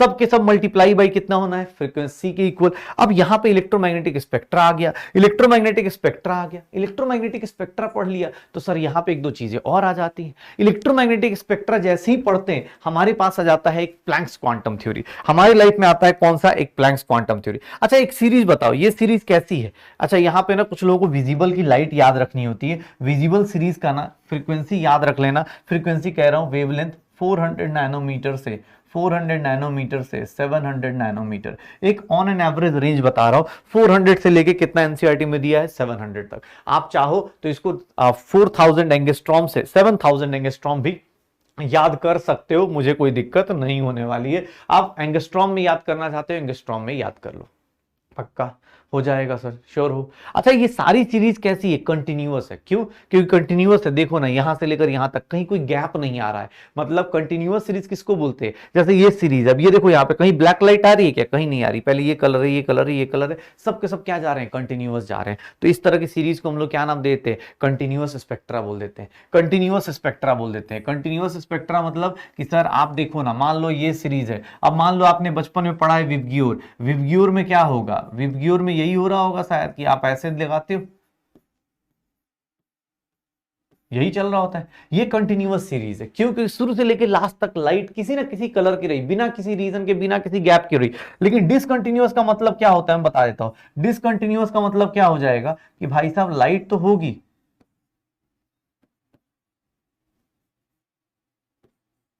अब ये लाइट है, ये लाइट कैसी होगी, ऑब्वियस है डिसकंटिन्यूअस होने वाली है, क्यों, क्योंकि सर इसमें बीच में मिसिंग है, तो मिसिंग वाली एक चीजों को क्या बोल देते हैं, डिसकंटिन्यूअस स्पेक्ट्रा, इसको क्या बोल देते हैं, कंटिन्यूअस स्पेक्ट्रा। ये क्या होगा, कंटिन्यूअस, ये क्या हो जाएगा, डिसकंटिन्यूअस। स्पेक्ट्रा भी दो टाइप के, जैसे अब इलेक्ट्रोमैग्नेटिक स्पेक्ट्रा देखो ना, इलेक्ट्रोमैग्नेटिक स्पेक्ट्रा क्या है, कंटिन्यूअस स्पेक्ट्रा है, कहीं कोई गैप नहीं है, कहीं कुछ भी गैप नहीं आ रहा, रेडियो आ रहा है, फिर उसके microwave, infrared, ultraviolet, visible, x-ray, gamma rays, cosmic rays, सब कुछ आ रहे हैं, ठीक है। तो रेडियो में आई वो यू एक्स गर्लफ्रेंड से चैट नहीं करूंगा, एक बेसिक सी बात हो गई। वेव फ्रीक्वेंसी पढ़ लिया, वेवलेंथ पढ़ लिया, उनके बीच का रिलेशन पढ़ लिया। इलेक्ट्रोमैग्नेटिक वेव्स में यह पता चल गया कि भैया वेवलेंथ और फ्रीक्वेंसी के बीच का आपस में टॉम एंड जेरी वाला रिलेशन है, एक बढ़ेगा दूसरा क्या हो जाएगा, कम हो जाएगा, एक ज्यादा होगा दूसरा कम होगा, एक कम होगा दूसरा ज्यादा हो जाएगा, पक्का। तो इलेक्ट्रोमैग्नेटिक स्पेक्ट्रा के बारे में बात करते हैं तो ये सब आता है। इसके बाद जैसे ही इलेक्ट्रोमैग्नेटिक स्पेक्ट्रा खत्म होती है, जैसे ही इलेक्ट्रोमैग्नेटिक स्पेक्ट्रा की बात हम लोग फिनिश करते हैं, वैसे ही हमारी जिंदगी में एक बहुत अच्छे साइंटिस्ट आते हैं जिन्होंने बहुत ही अच्छी शुरुआत की, थ्योरीज इनकी सुनोगे ना शानदार थे। प्लैंक्स ऐसे भाई साहब बाद में बहुत ज्यादा खतरनाक बन चुके थे दुनिया के लिए, क्योंकि वो हिटलर के साथ थे, लेकिन हाँ बोल भी नहीं सकते खास साथ थे, ऑब्वियस साइंटिस्ट थे, तो मतलब जिस कंट्री में रहोगे उस कंट्री का प्रोटेक्शन करना आपकी का जिम्मेवारी है, वो एक अलग कहानी है। लेकिन प्लैंक्स क्वांटम थ्योरी को देखो, प्लैंक्स ने क्या बोला कि भाई साहब आप एक दो गलतियां कर रहे हो। प्लैंक्स ने क्या बोला कि आप ना ऐसी बातें मत करो, इसने कुछ पोस्टुलेट्स लिए, इसके कुछ एजम्पशंस थे या पोस्टुलेट्स बोल सकते हैं। इन्होंने क्या बोलना शुरू किया कि भाई साहब पोस्टुलेट्स लेने शुरू किए। इन्होंने क्या बोलना शुरू किया, पोस्टुलेट्स में क्या बोला कि हर एक बंदा, हर एक जो रेडिएशन है, एवरी रेडिएशन, अगर मैं बात करूंगा तो इसमें क्या बोला जाता है कि एवरी रेडिएशन, एवरी, अरे यार क्या, एवरी रेडिएशन, यहां पे जो बात करेंगे तो एवरी रेडिएशन, ये सारे के सारी जो रेडिएशन होती है, every radiation is associated with, इनके हिसाब से every radiation is associated with, every radiation is associated with energy known as radiant energy, known as radiant energy.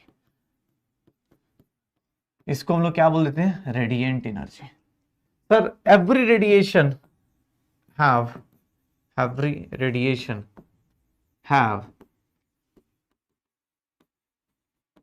small pockets of energy, small pockets of energy in discontinuous form, in discontinuous form, in discontinuous form।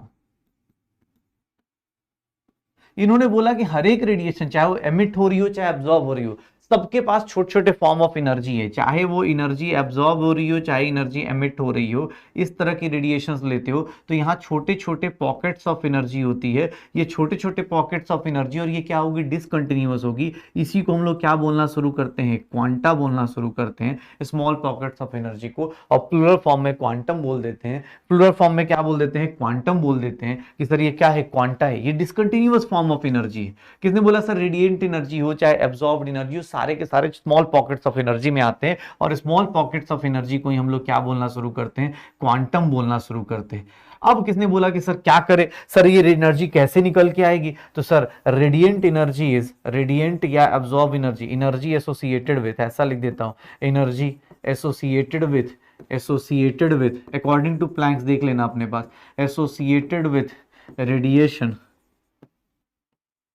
is directly proportional to, is directly proportional to, directly proportional to, is directly proportional to, directly proportional to its frequency।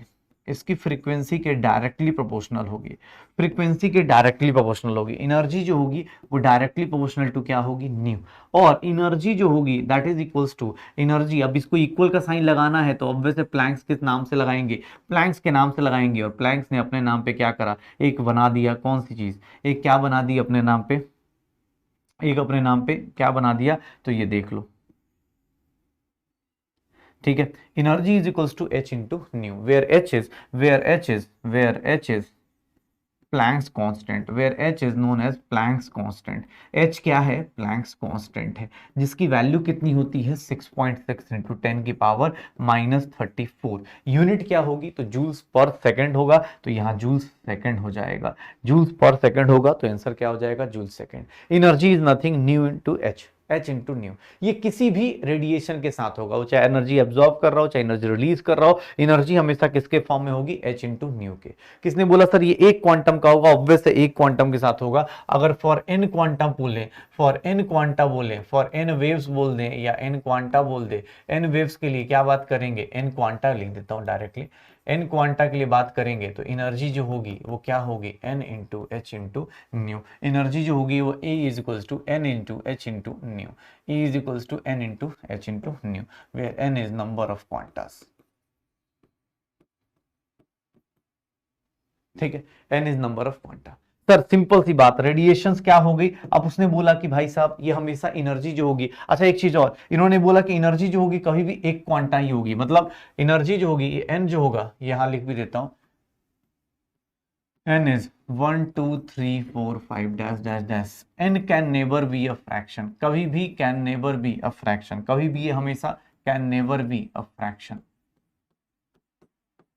इस फॉर्मूले से एक चीज और याद रखना, energy is quantized, energy is quantized, energy is quantized. Quantized का मतलब क्या होता है, जब भी कोई चीज, एनर्जी इज क्वांटाइज्ड, जब भी कोई चीज एनर्जी या कोई भी चीज ले लिया जाए, क्वांटाइज का मतलब होता है हमेशा इंटीग्रल मल्टीपल होना, होल नंबर मल्टीपल होना, 1 2 3। जैसे मैं तुमसे पूछूं कि भाई मैं अकेला हूं, यहाँ पे एक ही दिख रहा हूं ना, 1.5 तो नहीं दिख रहा, कोई बंदा नहीं दिख रहा ना, तो इसलिए बोल रहा हूं एनर्जी हमेशा क्वांटाइज रहेगा according to Planck's quantum theory. Energy का फॉर्मूला क्या आ गया, एच इंटू न्यू। अब सामने वाले ने बोला सर मुझे ये पसंद नहीं आ रहा, तो मैं क्या लिख सकता हूँ, एच सी बाई लेमडा भी लिख सकता हूँ, ये एकदम लिख सकते हो, कोई दिक्कत नहीं यार, हम तो इसीलिए बैठे हैं तुम्हें समझाने के लिए, भाई तू ऐसे भी लिख दे कोई दिक्कत नहीं। बस एक चीज का ध्यान रखना सर, अगर h की वैल्यू, ध्यान से देखना आपने पास, h की वैल्यू अगर आप SI यूनिट में पुट कर रहे हो, जूल सेकंड में पुट कर रहे हो, c की वैल्यू आप 10 की पावर 8 मीटर पर सेकंड में पुट कर रहे हो, तो लेमडा की वैल्यू हमेशा किस में पुट करना है, मीटर्स में ही पुट करना है। लेमडा की वैल्यू हमेशा किस में पुट करना है, मीटर्स के पुट में करना है। एनर्जी की वैल्यू क्या आएगी, हमेशा जूल्स में आएगी, एनर्जी किस में आएगा, जूल्स में आएगा, ये ध्यान रखना। अदरवाइज बहुत सारे लोग बेसिक गलतियां कर देते हैं।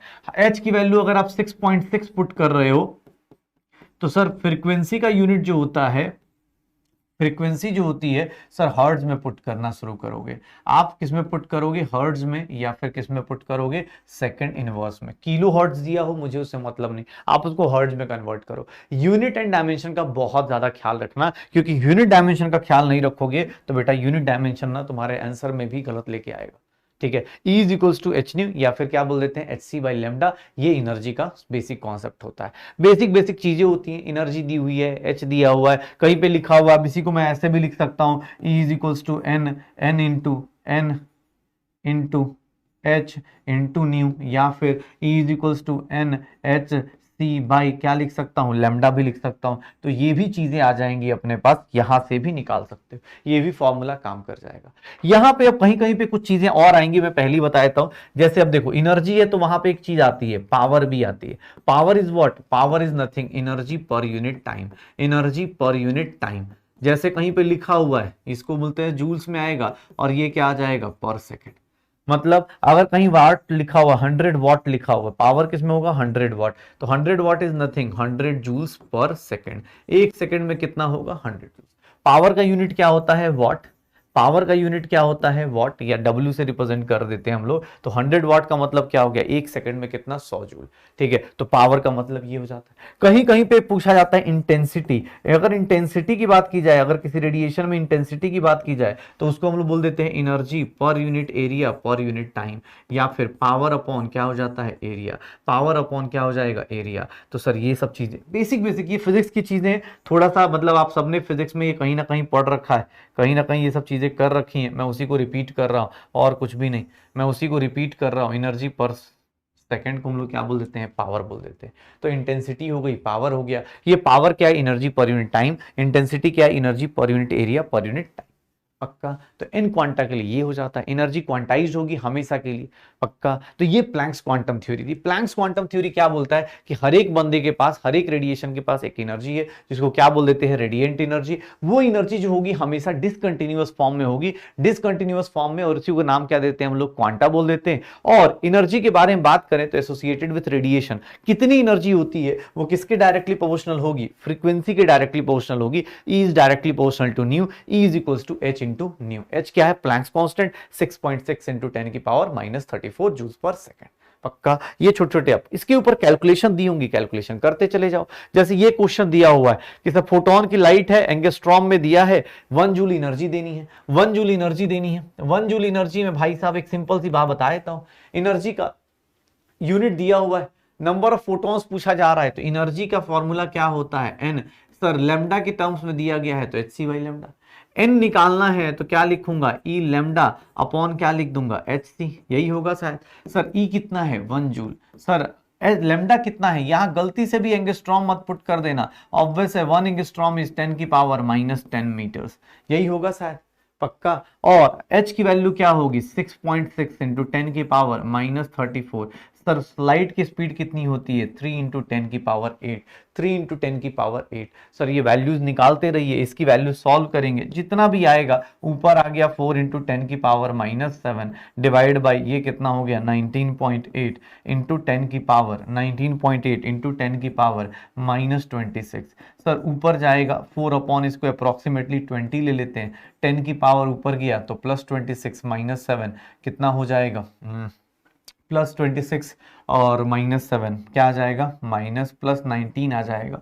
+19 के आसपास का आंसर 2 आ रहा है। 4 अपॉन 20 को क्या लिखेंगे, 1/5। अप्रोक्सीमेट आंसर बता रहा हूं, अप्रोक्सीमेट आंसर, बिकॉज मैं राउंड ऑफ करके 1/5 0.2 तो इंटू 10 की पावर +19, तो ये this will be approximately 2 into 10 की पावर 18 के आसपास, 2 इंटू 10 की पावर 18 के आसपास। मैं राउंड ऑफ करना सिखा रहा हूं आपको और कुछ भी नहीं, 2 इंटू 10 की पावर 18 करना सिखा रहा हूं।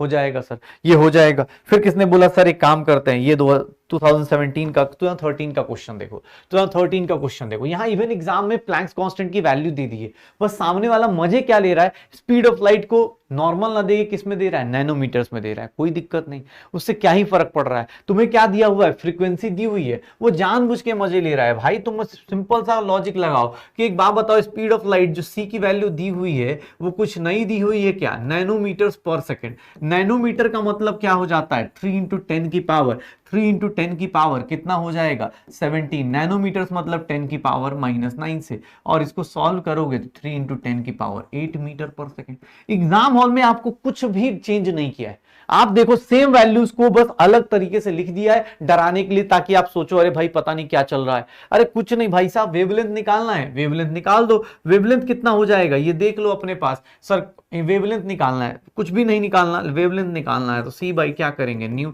सी बाई न्यू कर दो। सी बाई सी क्या है, 3 इंटू 10 की पावर 8 डिवाइड बाई फ्रीक्वेंसी कितनी है, 10 की पावर कितनी हो गई, 15। सर ये कितना हो गया, 2, 1/2 0.5 इंटू 10 की पावर ऊपर जाएंगे -7, और इसको हम लोग सही से लिखना चाहें तो 5 इंटू 10 की पावर कितना हो जाएगा, -8। वो बोल रहा है नैनोमीटर से बताइए, कोई दिक्कत नहीं सर, 10 की पावर इसको -9 करूंगा तो ये कितना हो जाएगा, 50 हो जाएगा। क्यों, क्योंकि वैल्यू कम कर रहा हूं, जैसे ही ये कम करूंगा सर इसको क्या लिख दूंगा, 50 नैनोमीटर्स लिख दूंगा। कितना लिख दूंगा, 50 नैनोमीटर्स। कितना लिख दूंगा, 50 नैनोमीटर्स। तो प्लैंक्स कांस्टेंट की वैल्यू ऐसे ये चीजें निकालते रह जाओ। पक्का। अब देखोगे यूनिट्स ऑफ एनर्जी इस टॉपिक में बहुत ज्यादा परेशान करेगा। यूनिट्स ऑफ एनर्जी अलग अलग लेवल पे होते हैं, थोड़ा ध्यान से देखना अपने पास। यूनिट ऑफ एनर्जी जैसे एक होता है जूल, अब 1 जूल जो होगा, 1 जूल जो होता है, अगर मैं बात करता हूं 1 जूल के बारे में बात करूं तो 1 जूल और कैलोरी, तो अलग अलग यूनिट्स है, पहले वो लिख देता हूं, कैलोरीज होती हैं। और यहां पे क्योंकि अब इलेक्ट्रॉन वोल्ट आना शुरू होता है, इलेक्ट्रॉन वोल्ट आ जाता है, ईवी से लिखते हैं हम लोग, ये भी ध्यान रखना, क्योंकि किसी इलेक्ट्रॉन को अगर वोल्टेज देते हो तो उसके अंदर एनर्जी आती है और उसी को क्या बोल देते हैं, इलेक्ट्रॉन वोल्ट एनर्जी। ये देख लो अपने पास ये क्या होने वाला है, ठीक है, जूल्स हो गई, कैलोरीज हो गई, इलेक्ट्रॉन वोल्ट हो गया। अब यहां पे ध्यान से सुनना सर, अगर मैं बात करूं तो 1 calorie is nothing 4.2 joules, 1 calorie is nothing 4.2 joules. कोई फिजिक्स वाला है तो उसको बोलेगा सर अर्ग्स छोड़ दिया आपने, अर्ग्स भी लिख सकते हो भाई, मुझे कोई दिक्कत नहीं, बट जो केमिस्ट्री में यूज होनी है वो बात कर लूंगा मैं। Sir 1 electron volt, 1 electron volt is nothing 1.6 into 10 की पावर -19 जूल्स। ये इलेक्ट्रॉन वोल्ट का कॉन्सेप्ट आता कैसे है सर, देख लेना अपने पास, एनर्जी ड्यू टू, ये आता कैसे है, energy due to voltage V on charge Q, अगर किसी चार्ज पे, तो उसको हम लोग क्या लिख देते हैं, Q इंटू V। ये एक फिजिक्स का कॉन्सेप्ट है, ये एक फिजिक्स का कॉन्सेप्ट है जो आप इलेक्ट्रोस्टैट में पढ़ते हो, उसी का यूज करके मैं क्या करने वाला हूं, अगर एनर्जी वोल्टेज V लगाता हूं किसके ऊपर, चार्ज किसके ऊपर, इलेक्ट्रॉन के ऊपर, तो उसी को हम लोग क्या लिख देते हैं, इलेक्ट्रॉन वोल्ट लिख देते हैं। तो आप इसका यूनिट देख लेना अपने पास, इवन जैसे ही इलेक्ट्रॉन वोल्ट आता है ना, मेरी कैलकुलेशन थोड़ी आसान हो जाती है। कैलकुलेशन कैसे आसान हो जाएगी, थोड़ा ध्यान से देखना, कैलकुलेशन कैसे आसान हो जाती है। Energy is equals to hc by lambda लिखूंगा। अब H फिक्स्ड है, C फिक्स्ड है, ये एनर्जी अगर यहां H किस में पुट करता हूं, 6.6 इंटू 10 की पावर -34 जूल सेकंड पुट करता हूं, ये 3 इंटू 10 की पावर 8 मीटर पर सेकंड पुट करता हूं, लेमडा मीटर में पुट करता हूं, तो एनर्जी किस में आएगी, जूल्स में। लेकिन शॉर्टकट देख लो अपने पास, शॉर्टकट क्या बोलता है सर, आप ना डायरेक्ट एनर्जी निकाल सकते हो, एनर्जी किस में, इलेक्ट्रॉन वोल्ट में, उसको जूल्स में कन्वर्ट करना आसान है। रीजन कि सर आपके पास हर एक टाइम वेवलेंथ जो होगा वो एंगस्ट्रॉम में दिया होगा, नहीं तो नैनोमीटर्स में दिया होगा, तो ये क्या हो जाता है 420 डिवाइड बाय लैम्डा, किस में आ जाएगा, नैनोमीटर्स में। सर सीधा सीधा आप सीधा सीधा इस फॉर्मूले का यूज करके, सीधा सीधा आप इस फॉर्मूले का यूज करके, आप सीधा सीधा इस फॉर्मूले का यूज करके आंसर निकाल सकते हो। इवन एनर्जी का फॉर्मूला अगर आप चाहते हो एंगस्ट्रॉम में पुट करना, तो यहां पे देख लो, एंगस्ट्रॉम में पुट कर दो, एनर्जी किस में आ जाएगी, इलेक्ट्रॉन वोल्ट में, और इलेक्ट्रॉन वोल्ट से आपको अब आज के टाइम पे पता है कि इलेक्ट्रॉन वोल्ट से जूल्स में कन्वर्ट कैसे करते हैं। तो एनर्जी का शॉर्टकट ये हो जाता है, या तो आप ऐसे कैलकुलेट करो कोई दिक्कत नहीं, या फिर अगर कहीं कहीं लैम्डा नैनोमीटर्स में दिया है तो फटाफट क्या करो, इससे डिवाइड करके इलेक्ट्रॉन वोल्ट में निकाल लो, फिर यहां डिवाइड करके एंगस्ट्रॉम में इसको निकाल लो, तो एनर्जी का फॉर्मूला ऐसा आ जाता है। इवन एनर्जी कंजर्वेशन के ऊपर बात करते हैं, अगर हम लोग एनर्जी कंजर्वेशन के ऊपर बात करते हैं, अगर एनर्जी कंजर्वेशन के ऊपर बात करें तो ये देखना अपने पास कंजर्वेशन ऑफ एनर्जी से क्या क्या आ जाता है, कंजर्वेशन ऑफ एनर्जी से क्या क्या आ जाता है। जैसे मैं अगर आपको बताता हूं कि सर एक कोई बंदा है, उसने क्या किया, एक न्यू फ्रीक्वेंसी ऐड करी और ये दो फ्रीक्वेंसी रिलीज करी, ये अब्सॉर्ब कर रहा है और ये दो फ्रीक्वेंसी रिलीज कर रहा है। तो यहां पे ना फ्रीक्वेंसी डायरेक्ट नहीं बोल सकते, लेकिन एक चीज बता सकते हो कि एनर्जी जो इनिशियल होगा, वही एनर्जी जो अब्सॉर्ब्ड होगा, वही एनर्जी क्या होगा, रिलीज होगा। और यहां से एक रिलेशन निकाल सकते हो, energy absorbed is equals to energy क्या होगी, रिलीज होगी। ये देख लेना अपने पास, एच न्यू इज इक nothing, h nu 1 plus h nu 2 लिख सकता हूं, एच कॉमन कर दूं तो न्यू 1 प्लस क्या लिख सकता हूं, न्यू 2 लिख सकता हूं। तो एनर्जी के केस में देखोगे फ्रीक्वेंसी डायरेक्टली एडिटिव हो जाएगा, फ्रीक्वेंसी क्या हो जाएगा, डायरेक्टली एडिटिव।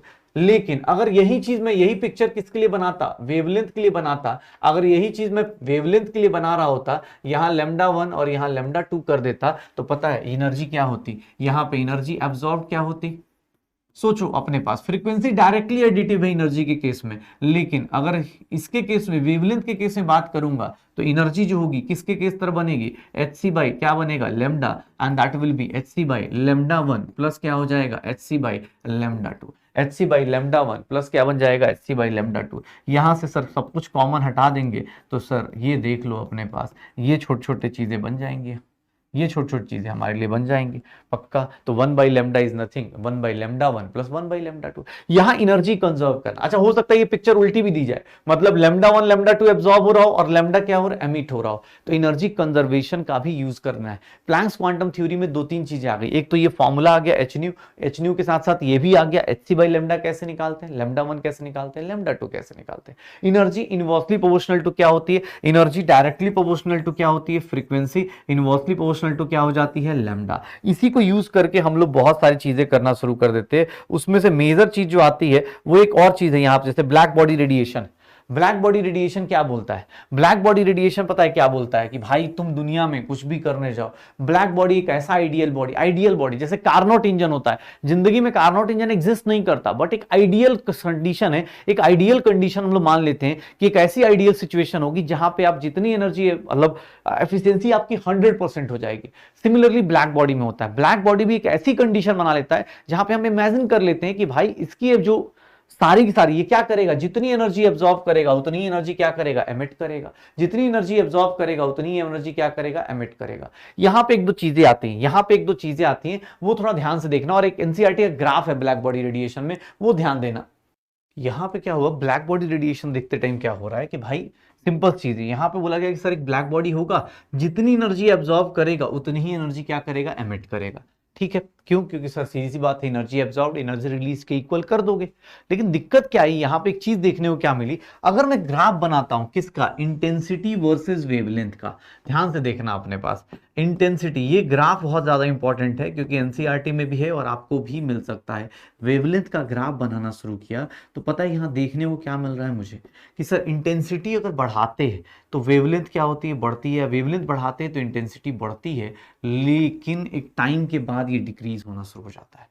मतलब इंटेंसिटी वर्सेस वेवलेंथ का ग्राफ का जो नेचर होगा, शुरुआत में ज्यादा होगा, एक लिमिट तक ही बढ़ता है। अदरवाइज आप सिंपल सोचो ना कि एनर्जी क्या हो रहा होता, एनर्जी क्या हो रही होती है, इंटेंसिटी क्या हो रही होती है, बढ़ रही होती। जैसे जैसे इंटेंसिटी बढ़ाएंगे वेवलेंथ बढ़ रही होती है, चीजें ऐसी। इन्होंने क्या देखा कि भाई साहब नहीं, आप रेडिएशन का ग्राफ देखोगे एट अ गिवन टेम्परेचर, याद ना कि कौन सा ग्राफ है, at a given temperature, at constant temperature. अगर कांस्टेंट टेम्परेचर पे आप ग्राफ बढ़ाते हो, कांस्टेंट टेम्परेचर पे आप इंटेंसिटी बढ़ा देते हो, तो सर वेवलेंथ क्या होगा, ऐसे फ्लक्चुएट करेगा। लेकिन फिर एक ग्राफ आता है, ये ध्यान से देखना, और यही क्वेश्चन बनेगा। अगर आपके पास क्वेश्चन पूछा जाएगा ना तो एनसीईआरटी में ये ग्राफ दिया हुआ है, इंटेंसिटी वर्सेस वेवलेंथ का ग्राफ ये दिया हुआ है।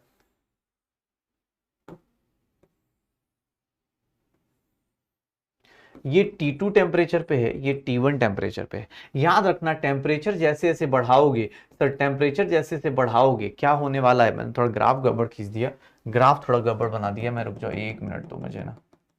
इसमें अगर मैं वेवलेंथ का ग्राफ बना देता हूं, अगर मैं वेवलेंथ का ग्राफ बनाता हूं तो मैं इसका ग्राफ में क्या हो रहा है ना, एक मिनट देखो, ये ग्राफ ना ऐसे बनेगा, मैं चलो यार ये देखो, अगर ये ग्राफ ऐसे है, ये किस टेम्परेचर पे ले लिया, T1 पे, और T2 टेम्परेचर पे ग्राफ कैसा बनेगा, ऐसा बनेगा, क्योंकि इंटेंसिटी बढ़ेगी तो T2 is always greater than क्या हो जाएगा, T1।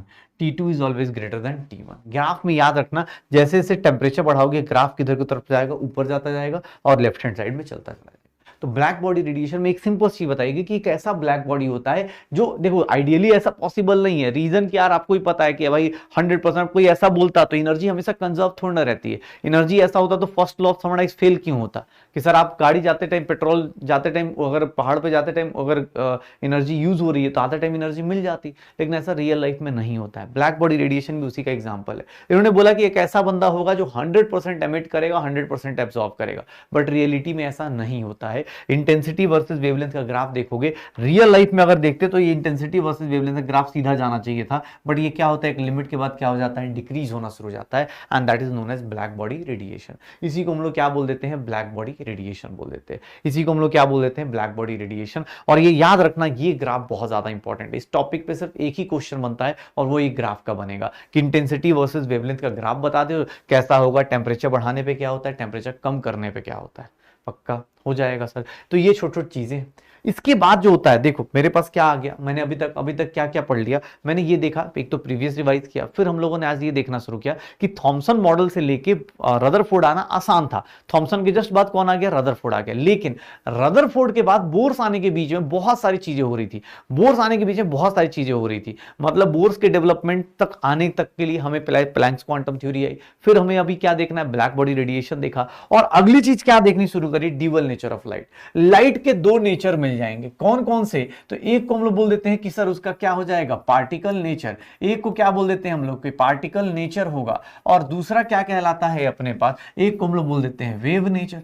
पार्टिकल नेचर और वेव नेचर में सबसे पहले और जो हम लोग इस चैप्टर में पढ़ने वाले हैं वो पार्टिकल नेचर में ये चीज, इसी के लिए हमने आइंस्टाइन को अपने पास क्या दिया है, नोबेल प्राइज दिया था, फोटो इलेक्ट्रिक इफेक्ट। याद रखना E = mc² के लिए नहीं मिला था, फोटो इलेक्ट्रिक इफेक्ट को उन्होंने मैथमेटिकली अच्छे से एक्सप्लेन किया था, इसके लिए हमें दिया था। जैसे अब वेव नेचर का मतलब क्या हो गया, डिफ्रैक्शन हो गया, जो भी आप रे ऑप्टिक्स में पढ़ते हो, पोलराइजेशन हो गया, ये सब छोटी छोटी चीजें, इंटरफेरेंस हो गया, अगर मैं बात करूं इंटरफेरेंस हो गया, इंटरफेरेंस हो गया, तो ये सब जो चीजें हैं ये सब क्या है, वेव नेचर में। मुझे पार्टिकल नेचर एक्सप्लेन करने के लिए लाइट का जो सबसे पहला बंदा आया वो क्या बोला, सर वो सबसे इंपॉर्टेंट बंदा, पार्टिकल नेचर मतलब मोमेंटम हो गया, एनर्जी हो गई, ये सब क्या होते हैं, पार्टिकल नेचर होते हैं। वेव नेचर मतलब क्या हो गया कि सर लाइट है या इन द फॉर्म ऑफ वेव, कि सर पोलराइजेशन हो रहा है, लाइट बेंड हो रहा है, लाइट मूव कर रहा है, लाइट का रिफ्रैक्शन हो रहा है, लाइट का रिफ्लेक्शन हो रहा है, ये सब चीजों को क्या बोलते हैं, वेव नेचर बोलते हैं। पार्टिकल नेचर मतलब क्या हो गया, सर फोटो इलेक्ट्रिक इफेक्ट, मतलब आके हिट करेगा, एनर्जी देगा, हीट देगा, काइनेटिक एनर्जी होगी, ये सब क्या कहलाता है, पार्टिकल नेचर। वेव नेचर क्या होता है, डिफ्रैक्शन, पोलराइजेशन, इंटरफेरेंस, ये सब चीजें क्या कहलाती हैं, वेव नेचर कहलाती है। ये सब चीजें क्या कहलाती हैं, वेव नेचर कहलाती है। ये क्या कहलाता है, पार्टिकल नेचर कहलाता है। पक्का। ड्यूअल नेचर ऑफ लाइट मतलब दो टाइप के नेचर, वेव नेचर और पार्टिकल नेचर। हमें जो पढ़ना है सबसे ज्यादा, अब जैसे पार्टिकल नेचर में photo electric, photo electric effect सबसे ज्यादा यूजफुल है। क्या है फोटो इलेक्ट्रिक इफेक्ट में, तो फोटो इलेक्ट्रिक इफेक्ट सबसे पहले किसने बताया, हर्ट्ज ने बताया। हर्ट्ज ने क्या बोला कि सर, हर्ट्ज ने क्या बोला कि हर्ट्ज ने ना पहले सेटअप बनाया, इन्होंने क्या किया, एक सेटअप बनाया जिसमें क्या बोला कि when a suitable frequency of, when a suitable light of, suitable frequency light, when a suitable frequency light, when a suitable frequency light falls on a metallic surface, on metallic surface, it releases, या बोल सकते हैं it produces photoelectric current, या बोल सकते हैं कि हाँ भाई इन्होंने लाइट को प्रोड्यूस करना शुरू किया। मतलब हर्ट्ज के हिसाब से उनको कुछ भी मैथमेटिकली आइडिया नहीं था, उन्होंने बोला कि यार कोई मेटालिक सरफेस है, मान लो ये मेटालिक सरफेस है, ये मेटालिक सरफेस है, तो मेटालिक सरफेस में क्या होगा, फ्री वैलेंस इलेक्ट्रॉन होंगे। तो उन्होंने बोला कि यार एक काम करो, इसके ऊपर ना कोई पार्टिकुलर सुटेबल लाइट डालो, पार्टिकुलर सुटेबल फ्रीक्वेंसी की लाइट डाल देना, और फ्रीक्वेंसी की लाइट डालोगे तो हो क्या रहा है, कुछ देर अगर उससे कम रहा तब तो नहीं, लेकिन हाँ यहाँ पे अपने पास इलेक्ट्रॉन क्या हो रहे हैं, एमिट हो रहे हैं, इलेक्ट्रॉन का क्या हो रहा है, एमिशन हो रहा है। ये हर्ट्ज का सेटअप था, लोग बड़े खुश हुए, उन्होंने बोला बहुत अच्छी बात है। लेकिन कुछ मेटालिक सुटेबल फ्रीक्वेंसी मतलब कि कुछ पार्टिकुलर फ्रीक्वेंसी के ऊपर डालोगे तभी आएगा। अब वो किससे ऊपर डालोगे, क्या डालोगे, हर्ट्ज बेचारे बोल नहीं पाए। हर्ट्ज आए, उन्होंने बोला यार ऐसा मैंने ऑब्जर्व किया है कि किसी मेटालिक सरफेस पे अगर कोई लाइट आती है, अगर इंसिडेंट लाइट आती है किसी पार्टिकुलर सुटेबल फ्रीक्वेंसी की, इंसिडेंट लाइट आती है किसी पार्टिकुलर सुटेबल फ्रीक्वेंसी की, तो वो क्या करेगा, इलेक्ट्रॉन का एमिशन करने वाला है। वो क्या करने वाला है, इलेक्ट्रॉन का एमिशन करने वाला है, और इसी इलेक्ट्रॉन एमिशन को हम लोग क्या बोलने वाले हैं, फोटो इलेक्ट्रिक करंट या फोटो इलेक्ट्रिक इफेक्ट। पक्का। कैसे होगा, अब ये बात कौन बताएगा, आइंस्टाइन भाई साहब। आइंस्टाइन भाई साहब आने से पहले उन्होंने दो तीन चीजें बताई। आइंस्टाइन ने क्या किया, Einstein mathematically explained photo electric effect. इन्होंने क्या किया, फोटो इलेक्ट्रिक इफेक्ट को मैथमेटिकली एक्सप्लेन कर दिया। फोटो इलेक्ट्रिक इफेक्ट को इन्होंने क्या करना शुरू किया, मैथमेटिकली एक्सप्लेन करना शुरू किया कि सर क्या होता है फोटो इलेक्ट्रिक इफेक्ट में। इन्होंने बोला भाई साहब जो ये मेटालिक रॉड दिख रहा है ना, मेटालिक सरफेस, इसमें क्या हो रहा है, एक कुछ पार्टिकुलर जो आप बोल रहे हो ना कि यहाँ पे आ रहा है, ये एनर्जी अपने आप नहीं रिलीज कर रहा। इन्होंने कुछ चीजें बताई कि मेटल्स के पास अगर बात करते हैं तो मेटल्स के लिए इन्होंने कुछ चीजें डिफाइन करी। एक चीज डिफाइन करी जिसको बोलते हैं वर्क फंक्शन, या फिर हम लोग बोल देते हैं थ्रेशोल्ड एनर्जी। वर्क फंक्शन या फिर क्या कर दिया, थ्रेशोल्ड एनर्जी। इसको हम लोग लिखेंगे बार बार E0 के फॉर्म में या फिर W के फॉर्म में। इन्होंने क्या बोला, थ्रेशोल्ड फ्रीक्वेंसी या थ्रेशोल्ड एनर्जी क्या बोला कि सर मिनिमम एनर्जी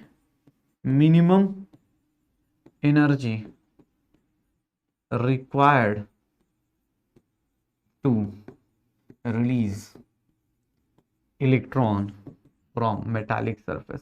मिनिमम इतनी एनर्जी तो देनी पड़ेगी तब जाके आपका इलेक्ट्रॉन क्या होगा, रिलीज होगा।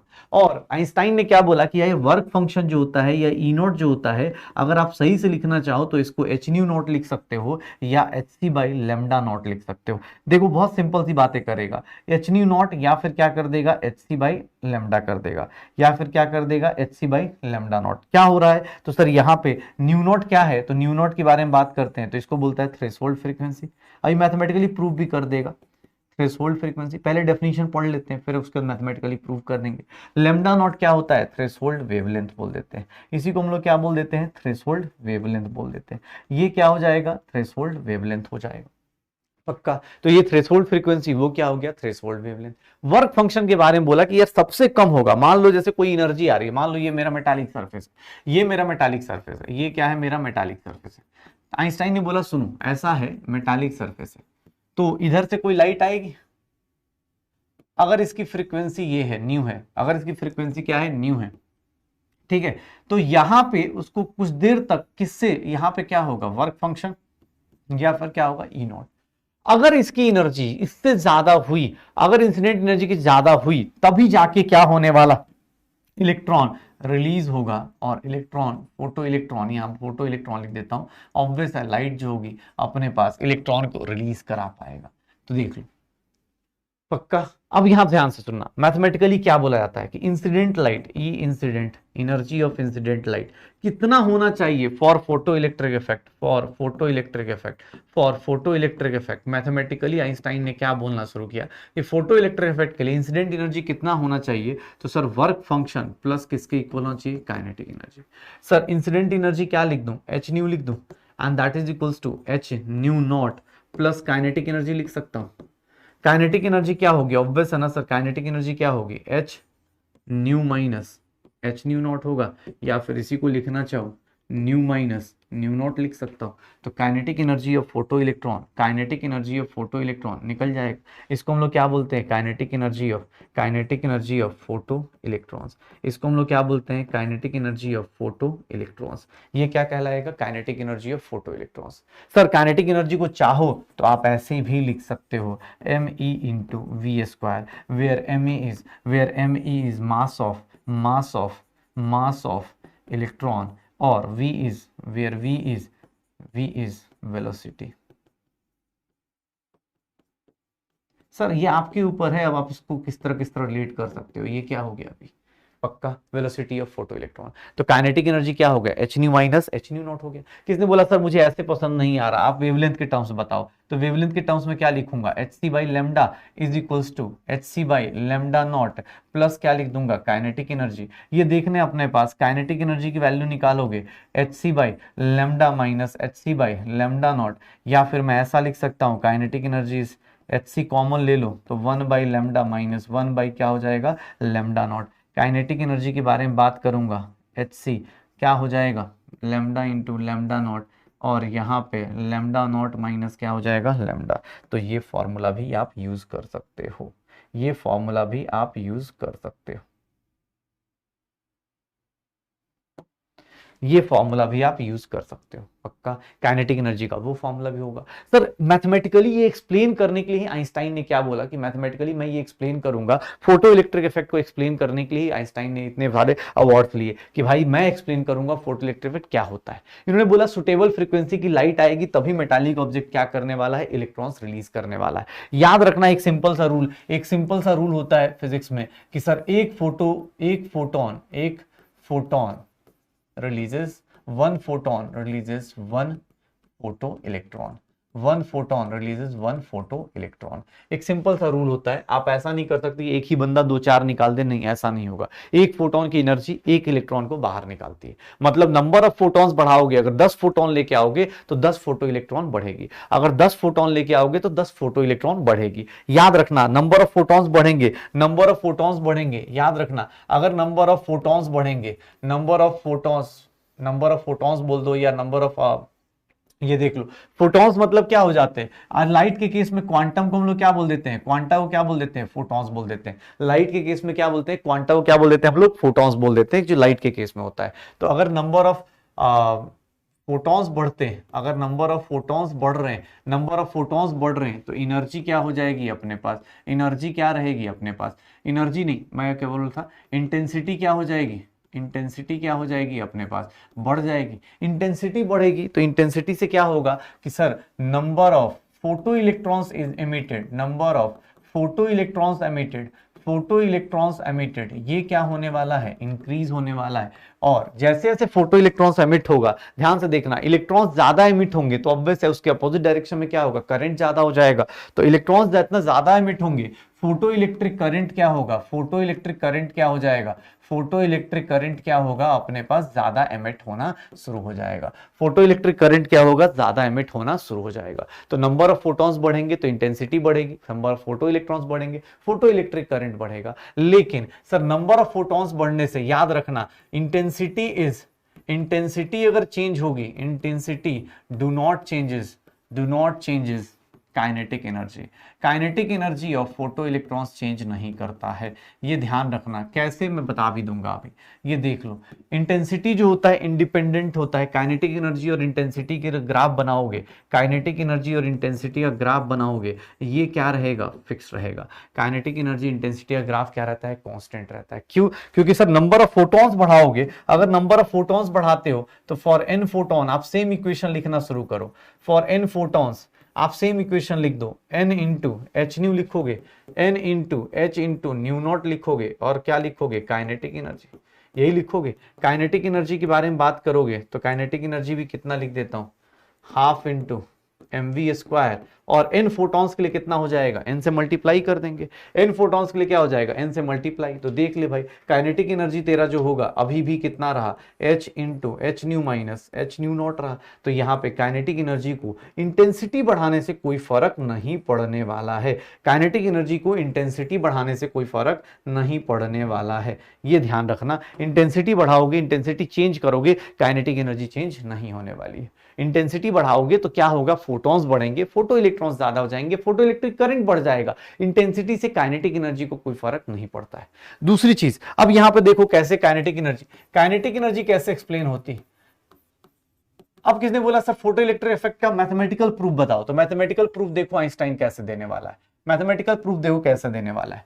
सर ये देख लो, अगर न्यू की value greater than new not हुई तब तो काइनेटिक एनर्जी क्या होगी, पॉजिटिव, और तभी हम लोग क्या ऑब्जर्व करने वाले हैं, फोटो इलेक्ट्रिक इफेक्ट हम लोग क्या करने वाले हैं, फोटो इलेक्ट्रिक इफेक्ट हम लोग ऑब्जर्व करने वाले हैं, फोटो इलेक्ट्रिक इफेक्ट ही हम लोग क्या करने वाले हैं, तब जाके ऑब्जर्व करने वाले हैं। सर अगर intensity frequency equal to nu nought हो गई, इस केस में काइनेटिक एनर्जी क्या हो जाएगी, काइनेटिक एनर्जी कितनी हो जाएगी, 0, और यहां पे हम बोल सकते हैं कि नो फोटो इलेक्ट्रिक इफेक्ट। अब बार बार फोटो इलेक्ट्रिक इफेक्ट इतना ना लिख के मैं ऐसे लिख सकता हूं। और अगर sir new less than new nought हो गया तो इस केस में काइनेटिक एनर्जी निगेटिव है, काइनेटिक एनर्जी कभी निगेटिव हो ही नहीं सकती, नॉट पॉसिबल, कभी हो ही नहीं सकती, काइनेटिक एनर्जी निगेटिव हो ही नहीं सकती, मतलब no photo electric effect, no photo electric effect. Sir याद रखना अपने पास, सर इंटेंसिटी अपने पास, इंटेंसिटी से क्या फर्क पड़ता है काइनेटिक एनर्जी पे, दूसरा काइनेटिक एनर्जी, सर एक और फॉर्मूला था hc, new not minus, sorry new not कह रहा हूं, lambda naught minus lambda divide by lambda, ये था।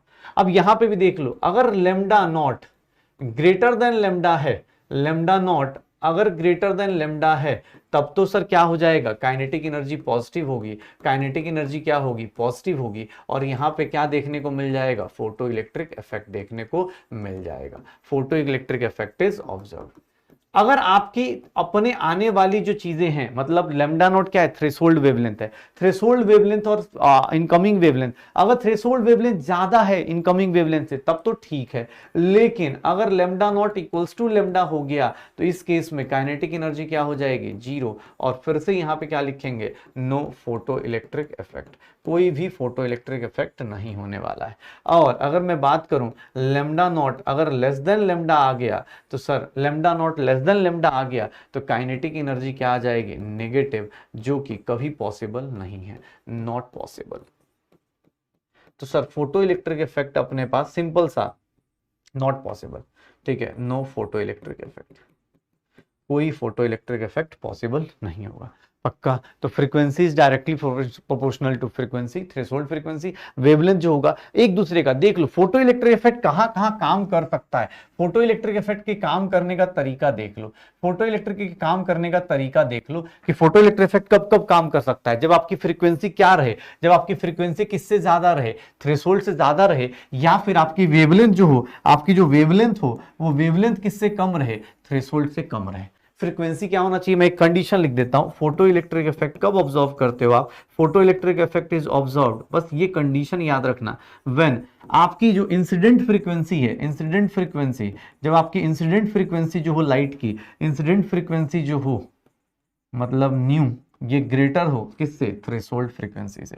ये किससे ग्रेटर हो, थ्रेशोल्ड फ्रीक्वेंसी से क्या होनी चाहिए, ज्यादा होनी चाहिए। किससे ज्यादा होनी चाहिए, न्यू नॉट से ज्यादा होनी चाहिए।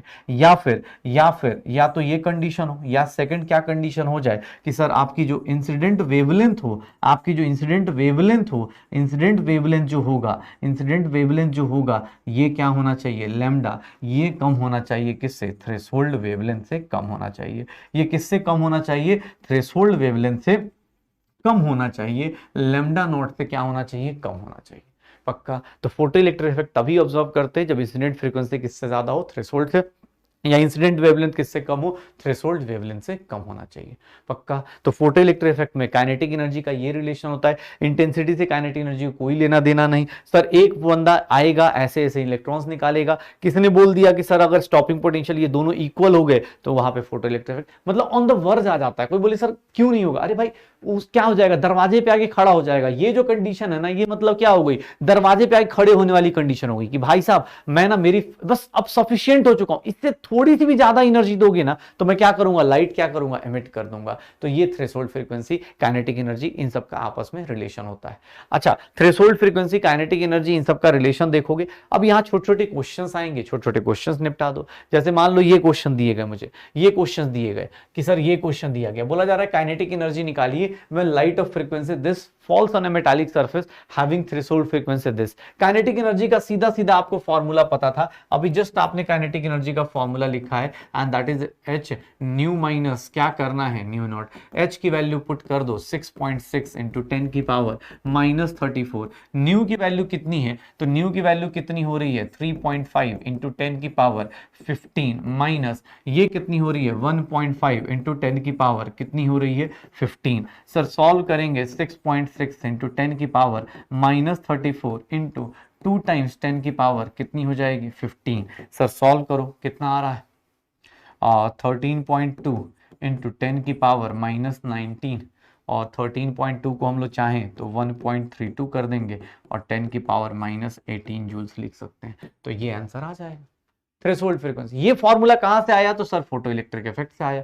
फोटो इलेक्ट्रिक इफेक्ट देख लो, फोटो इलेक्ट्रिक इफेक्ट आपको फिजिक्स में ही मिलने वाला है, इसलिए मैं ज्यादा इस पे भाव नहीं दे रहा हूं। थ्रेशोल्ड वेवलेंथ दिया हुआ है, देखना ध्यान से, सर नैनोमीटर्स में दिया हुआ है थ्रेशोल्ड वेवलेंथ, तो आपके पास क्या निकालना है, वर्क फंक्शन निकालना है। वर्क फंक्शन क्या होता है, h c by lambda nought हो जाता है, h c by lambda 6.6 into 10 की पावर माइनस 34, सी की वैल्यू क्या होगी 3 इंटू 10 की power 8 divide by lambda not कितना हो जाएगा, लेमडा नॉट कितना हो जाएगा 330 इंटू 10 की पावर माइनस 9। कितना हो गया सर अपने पास, कैलकुलेट करेंगे तो ये कितना हो गया 19.8 डिवाइड बाई 330 इंटू 10 की पावर माइनस 26 और प्लस 9, माइनस 26 और प्लस 9 कितना आ जाएगा, माइनस 26 और प्लस 9 माइनस 17, माइनस 17 हो गया। इसको भी ऊपर लेके चले जाते हैं तो ये कितना हो जाएगा 10 की पावर माइनस 18, 19.8 डिवाइड बाई 33, तो ये वैल्यू जो आएगी कितनी आ रही होगी 19.8 इंटू डिवाइड बाई 33, अगर मैं देखता हूँ तो कितना आ रहा है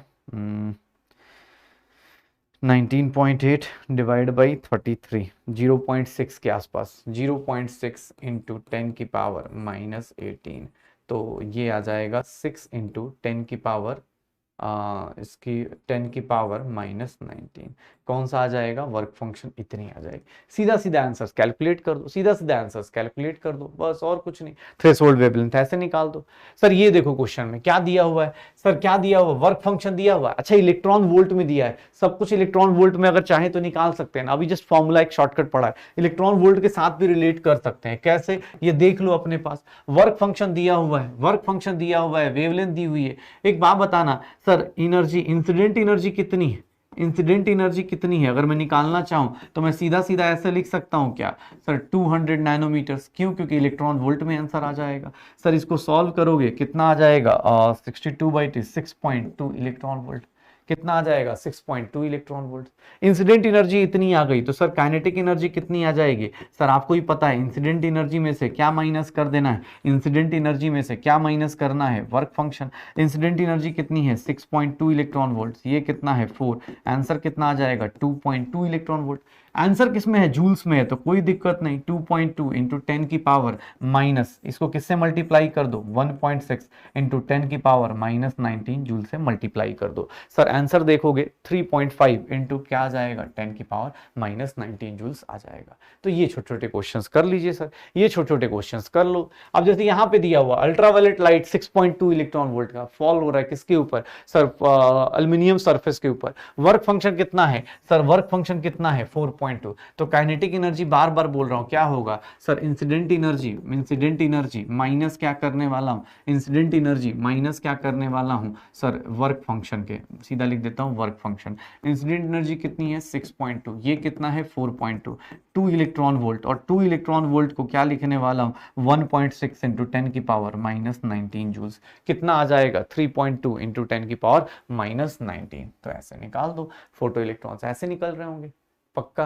तो काइनेटिक एनर्जी इतनी आ जाएगी। अब काइनेटिक एनर्जी आ जाए तो वो अपने पास कहानी देख लो, मेरे पास क्या क्या आ गया, ध्यान सुनना आज की कहानी में। मेरे पास क्या क्या आ गया, मुझे किसने बोला कि सर फोटो इलेक्ट्रिक इफेक्ट बताना है, photo electric effect, Planck's quantum theory, Planck's quantum theory, waves पढ़ा, इलेक्ट्रोमैग्नेटिक रेडिएशन पढ़ा, उसके शॉर्टकट पढ़े रेडियो में, आई वॉव यू, आई वचन देता हूं कि क्या करना है, एक्स गर्लफ्रेंड से चैट नहीं करेंगे, इलेक्ट्रोमैग्नेटिक रेडिएशन पढ़ा, उसकी चीजें पढ़ी, वेव्स पढ़ा, फ्रीक्वेंसी, वेवलेंथ, इन सब का रिलेशन पढ़ लिया हम लोगों ने।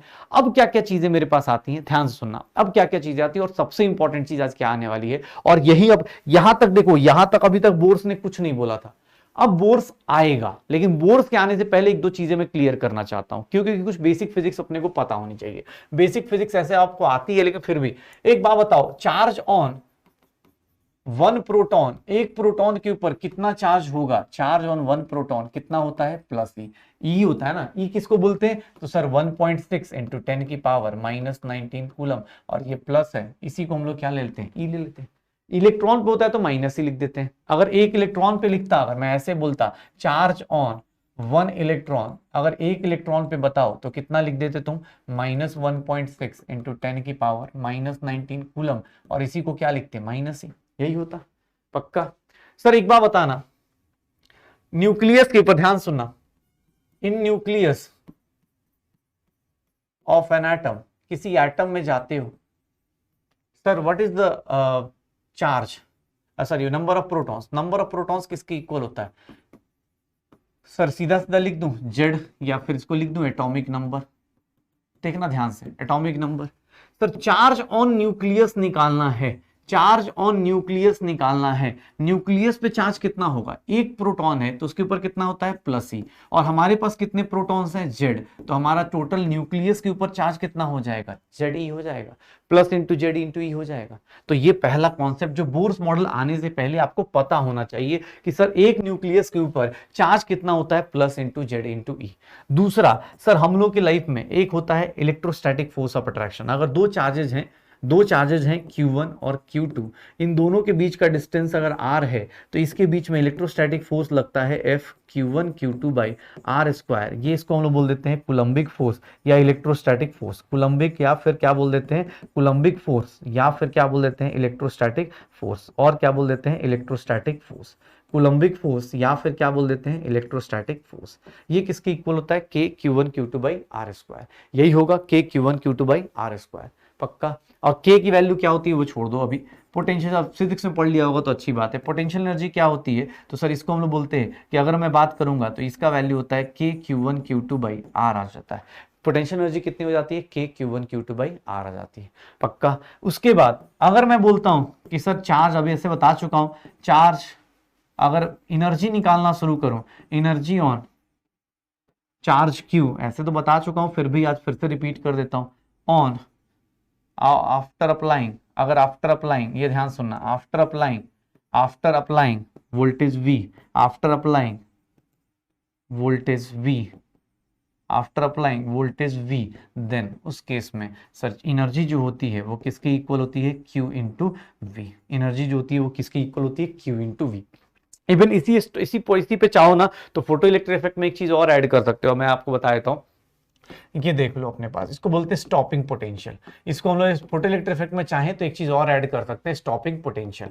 स्टॉपिंग पोटेंशियल क्या होता है, Vs से रिप्रेजेंट करते हैं। ये क्या होता है कि sir potential applied to stop, potential applied to stop the photo electron, to stop the photo electrons, stop the photo electron, photo electron को स्टॉप करने के लिए कि भाई बाहर ना चला जाए मेटल के पूरे सरफेस से। Photo electrons emitted from, photoelectrons emitted from photoelectric effect. Photoelectric effect से जो इलेक्ट्रॉन्स निकले, फोटोइलेक्ट्रिक इफेक्ट से जो इलेक्ट्रॉन्स निकले उनको स्टॉप करने के लिए जो हमें स्टॉपिंग पोटेंशियल लगाना पड़ता है, तो याद रखना अपने पास E into VS is nothing, kinetic energy. मतलब काइनेटिक एनर्जी या स्टॉपिंग पोटेंशियल कुछ नहीं, स्टॉपिंग पोटेंशियल इलेक्ट्रॉन के ऊपर ही है। सर ये इलेक्ट्रॉन के कारण एनर्जी होगी, स्टॉपिंग पोटेंशियल लगाओगे तो एक इलेक्ट्रॉन पे कितनी एनर्जी होगी, चार्ज इनटू स्टॉपिंग पोटेंशियल, और वो किसके इक्वल होगा, काइनेटिक एनर्जी अपॉन क्या हो जाएगा, ई क्या है आपको ही पता है, ई क्या है सर अपने पास, इसको हम लोग क्या नाम रख देते हैं, इसका नाम रख देते हैं स्टॉपिंग एनर्जी। ये क्या रख देते हैं, स्टॉपिंग एनर्जी। स्टॉप करने के लिए जो एनर्जी लगाएंगे वो किसके इक्वल होना चाहिए, काइनेटिक एनर्जी के, E इंटू VS, VS क्या हो जाएगा, kinetic energy upon E। E क्या है तो सर अपने पास E की वैल्यू आप सबको पता है 1.6 इंटू 10 की पावर -19, ठीक है। E क्या है 1.6 इंटू 10 की पावर -19, तो ये मेरा क्या कहलाएगा, स्टॉपिंग पोटेंशियल। यही सेम कॉन्सेप्ट अब जो छोटे छोटे बेसिक फिजिक्स यूज हो रहे हैं मैं उसको यूज करना चाह रहा हूं आपके साथ कि ये चीजें होने वाली। ये क्यों बता रहा हूं, क्योंकि अभी मैं यूज करने वाला हूं। एक दो चीजें आपसे आपको आता है, अब मुझे वो बोलने की जरूरत नहीं कि सेंट्रीपिटल फोर्स क्या होता है, सेंट्रीफ्यूगल फोर्स क्या होता है, सबको पता है। एंगुलर मोमेंटम क्या होता है, आई होप सबने फिजिक्स में कर लिया है यार, नीट की तैयारी कर रहे हो, क्रैश कोर्स में हो, तो ये सब चीजें अब बेसिक आती हैं। तो अब हम लोग शुरू करते हैं किसको, बोर्स मॉडल को। बोर्स मॉडल के पोस्टुलेट्स और ये सब चीजें आज देखते हैं, फिर इसकी कैलकुलेशंस ये सब कल हम लोग करेंगे। पहले बोर्स मॉडल की बात करते हैं। तो बोर्स मॉडल के ना जो पोस्टुलेट्स थे वो देख लो अपने पास ध्यान से। पोस्टुलेट्स क्या थे, या बोल सकते हैं ये वैलिड किसके लिए होता है, सर ये वैलिड होता है, valid only for one electron system. सिर्फ और सिर्फ कहां पे वैलिड होगा, जहां एक ही इलेक्ट्रॉन का सिस्टम है, मतलब एक ही इलेक्ट्रॉन जिसके पास होते हैं। जैसे हाइड्रोजन है तो हाइड्रोजन के पास क्या होगा, एक ही इलेक्ट्रॉन है। हीलियम के पास दो हैं तो हीलियम पे क्या लगा दो, +4। सर लिथियम के ऊपर कितने हैं, 3 होते हैं तो उसके ऊपर क्या लगा दो, +2। बेरिलियम के ऊपर कितने होते हैं, 4 होते हैं तो उसके ऊपर क्या लगा दो, बेस। ऐसे करके किसी के ऊपर, अब सोडियम के पास कितने इलेक्ट्रॉन्स होते हैं, 11, तो ये कितना लगा दो, +10। ऐसे हाइपोथेटिकल है, ये हाइपोथेटिकल बोल सकते हैं, इतना चार्ज आता नहीं है किसी के ऊपर, लेकिन हाँ हाइपोथेटिकली हम मान सकते हैं। किसके लिए वैलिड है, hydrogen, helium plus, lithium plus, जहां भी एक इलेक्ट्रॉन सिस्टम उसी के लिए। पोस्टुलेट क्या था, तो इसने कुछ कुछ चीजें बोली कि सर जो रदरफोर्ड ने बोला था ना वही सेम चीज, कि जो काइनेटिक एनर्जी होती है, या जो बोल सकते हैं यहां पे क्या बोलेंगे कि इलेक्ट्रोस्टैटिक फोर्स। अब मैं पूरी कहानी नहीं बताऊंगा आपको, सीधा सीधा लिख रहा हूं कुछ कुछ postulate. Electrostatic force of attraction जो होगा, फोर्स ऑफ अट्रैक्शन जो आपने वहां पढ़ा था, रदरफोर्ड में पढ़ा था, वही सेम चीज, वो किसके इक्वल होगा, सेंट्रीफ्यूगल फोर्स के इक्वल। वो किसके इक्वल होगा, सेंट्रीपिटल फोर्स के इक्वल। कैसे, सर आपने क्या पढ़ाया था कि सर अगर कोई चार्ज है, देख लो ध्यान से, ये न्यूक्लियस है और बाहर क्या होगा, एक ही इलेक्ट्रॉन है, तो एक ही इलेक्ट्रॉन है, इसके ऊपर क्या लग रहा होगा, ये अपोजिट वाला एक दूसरे को अट्रैक्ट कर रहे होंगे। ये क्या लगेगा, कल याद करो हमने लास्ट क्लास में लिखा भी है, ये क्या लगेगा, इलेक्ट्रोस्टैटिक फोर्स लगेगा। इलेक्ट्रोस्टैटिक क्या लगने वाला है, फोर्स लगने वाला है, और इधर की तरफ क्या लगेगा, centrifugal force. Sir electrostatic force कितना लगेगा, दो चार्जेस के बीच में, के Q1 कितना है, Z इंटू ई। सर ये कितना है, E, डिवाइड बाई क्या लगने वाला है, आर स्क्वायर, और दैट इज इक्वल्स टू किसके इक्वल होगा, m v square by r. तो पहला उसका पोस्टुलेट क्या हो जाएगा, पहला पोस्टुलेट क्या हो जाएगा, ये हो जाएगा। पहला पोस्टुलेट क्या हो जाएगा, ये हो जाएगा। सेकंड पोस्टुलेट में जो भाई साहब बात कर रहे थे, यहां पे क्या बोले, इन्होंने बोला कि इलेक्ट्रॉन्स जो होते हैं ना, इलेक्ट्रॉन्स रिवॉल्व करते हैं, लेकिन रिवॉल्व करते हैं कहां पे, रिवॉल्व अराउंड न्यूक्लियस। लेकिन अराउंड न्यूक्लियस तो रिवॉल्व करेंगे, but in nucleus, in their fixed energy path, in their fixed energy path known as, देखो यहां से, अब यहां से कॉन्सेप्ट आना शुरू हुआ, known as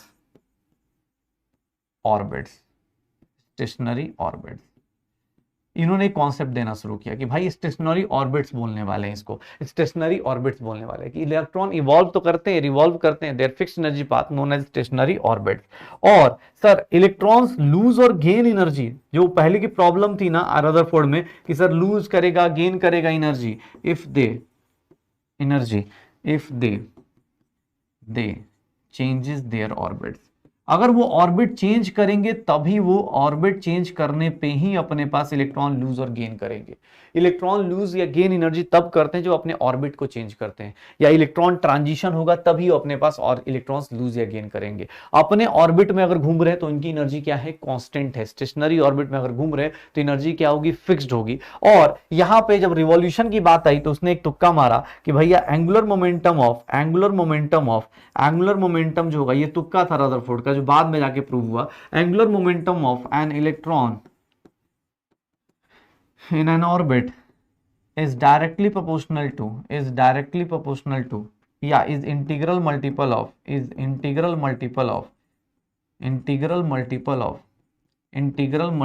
of h upon 2 pi।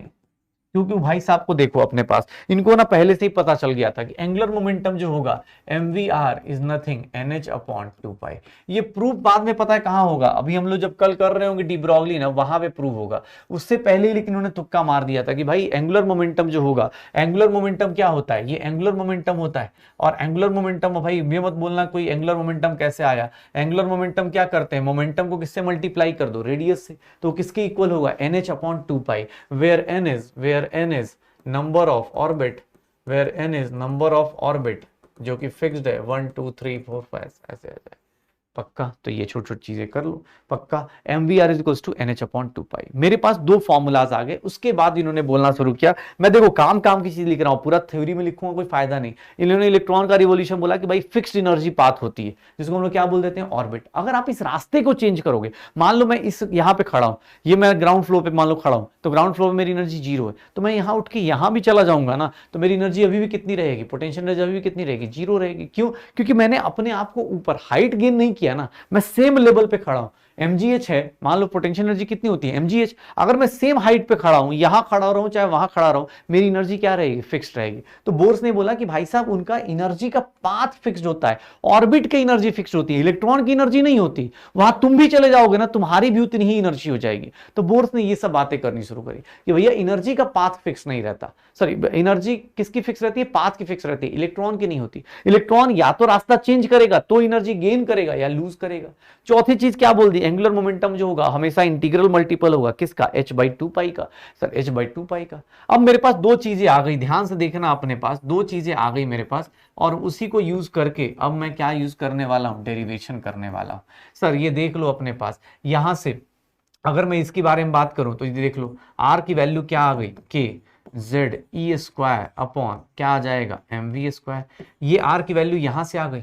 इससे r निकालना चाहूं, ये देख लो अपने पास, अब डेरिवेशन कर रहा हूं मैं, इससे r निकालना चाहूं ऊपर वाले से, तो r को मैं क्या लिख सकता हूं, n h upon 2 pi m into v, ये भी r हो गया। तो मैं इन दोनों को इक्वेट करता हूं। तुम्हें डेरिवेशन याद नहीं रखनी है भाई साहब, मैं पहले बता रहा हूं, मैं सीधा सीधा रिलेशन लिखूंगा, तुम भी वही रिलेशन याद रखोगे, उसके अलावा ना ही तुम्हें जरूरत है ना ही मुझे जरूरत है।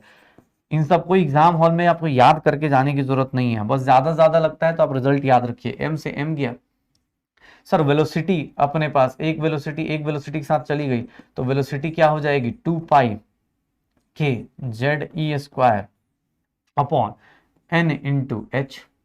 या फिर इसको सही से लिखना शुरू करूं तो वेलोसिटी को लिख सकता हूं 2 पाई k ई स्क्वायर अपॉन एच, ये सारे कांस्टेंट को ऐसे लिख देता हूं, और यहाँ क्या हो जाएगा जेड बाई एन।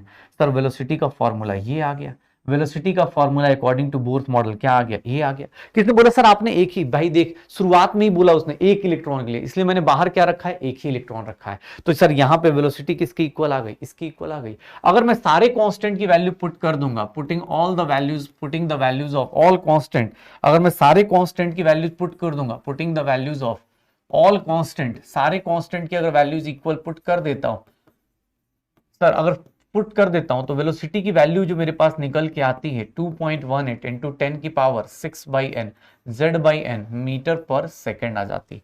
2.18 इंटू 10 की पावर क्या आ जाएगी वेलोसिटी, किसी भी ऑर्बिट में जाऊंगा, किसी भी ऑर्बिट में जाऊंगा उसके हिसाब से, वेयर जेड इज क्या आ जाएगा एटॉमिक नंबर, वेयर जेड क्या हो जाएगा एटॉमिक नंबर, और एन क्या हो जाएगा अपने पास number of orbit, where Z is number of orbit. तो कौन से ऑर्बिट में कितनी वेलोसिटी होगी ये बताने वाला पहला इंसान कौन आया, बोर्स मॉडल। लेकिन इसके साथ एक ही लिमिटेशन है, किसके लिए बताया, सिर्फ एक इलेक्ट्रॉन सिस्टम के लिए। तो वेलोसिटी की वैल्यू क्या आ गई। अब तुम चाहो तो ये भी याद कर सकते हो, कोई दिक्कत नहीं, डेरिवेशन के नाम पे कुछ भी नहीं है, डेरिवेशन के नाम पे कलंक है। अगर आप फिजिक्स में इससे ज्यादा डेरिवेशन करते हो, जेड बाई एन आ जाएगा, 10 की पावर 6 जेड बाई एन।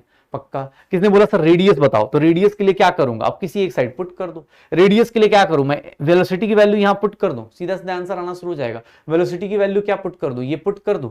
अगर वेलोसिटी की वैल्यू पुट करता हूं, देख लो मैं ये लिख देता हूं, वेलोसिटी आई कितनी है अपने पास, तो मैं जहां तक याद कर रहा हूं के जेड ई स्क्वायर 2 पाई, हाँ 2 पाई के ई स्क्वायर अपॉन एच, यहां क्या आ गया जेड बाई एन, यही था ना शायद, 2 पाई के e square Z by n. अब रेडियस के देखो तो रेडियस क्या आ रहा है n h upon 2 pi m into v, ये मेरे पास पहले से आ चुका है। अब मैं एक काम करता हूं, वेलोसिटी के बदले ये पुट कर देता हूं n h upon 2 pi M, velocity के बदले ये पुट कर देता हूं, क्या हो जाएगा 2 पाई के ई स्क्वायर इंटू क्या होने वाला है जेड, और ऊपर क्या चला जाएगा n इंटू एच, यही हो जाएगा सर पक्का। तो सर रेडियस का जो डेरिवेशन आ रहा है एन स्क्वायर, ये क्या आ जाएगा n square h square divided by 2 pi, मतलब 4 पाई स्क्वायर, ये देख लो अपने पास 4 पाई स्क्वायर, ये क्या हो गया, अगर मैं बात कर रहा हूं ई स्क्वायर के और लास्ट में m, इलेक्ट्रॉन है तो मास तो फिक्स्ड ही है, और यहाँ क्या आ जाएगा z। सर अगर रेडियस को सही से देखूं तो यहाँ ऐसा लिख सकता हूं h square 4 pi square m e square के into sir n square by Z लिख सकता हूं, यही चीज करनी। रेडियस का ये फॉर्मूला आपको याद रखना है, रेडियस का आपको ये फॉर्मूला याद रखना है, देख लो रेडियस का आपको ये फॉर्मूला याद रखना है। मतलब रेडियस ऑफ nth ऑर्बिट, अगर रेडियस ऑफ nth ऑर्बिट आप निकालने जाते हो, अगर सारे कांस्टेंट की वैल्यूज पुट कर दो तो sir radius of nth orbit जो आएगा वो कितना आ जाएगा 0.529 n square by Z angstrom, या फिर 52.9 n square by Z picometer आ जाएगा। और सर यही रेडियस ऑफ nth ऑर्बिट हमें याद रखना है, रेडियस ऑफ nth ऑर्बिट हमें यही याद रखना है पक्का। सर देख लो अपने पास ये वेलोसिटी ऑफ nth ऑर्बिट है, ये क्या है वेलोसिटी ऑफ nth ऑर्बिट है, velocity of electron in the nth orbit. इन किसी nth ऑर्बिट में जाओगे तो उसकी ऑर्बिट की वैल्यू कितनी आ जाएगी, इतनी आ जाएगी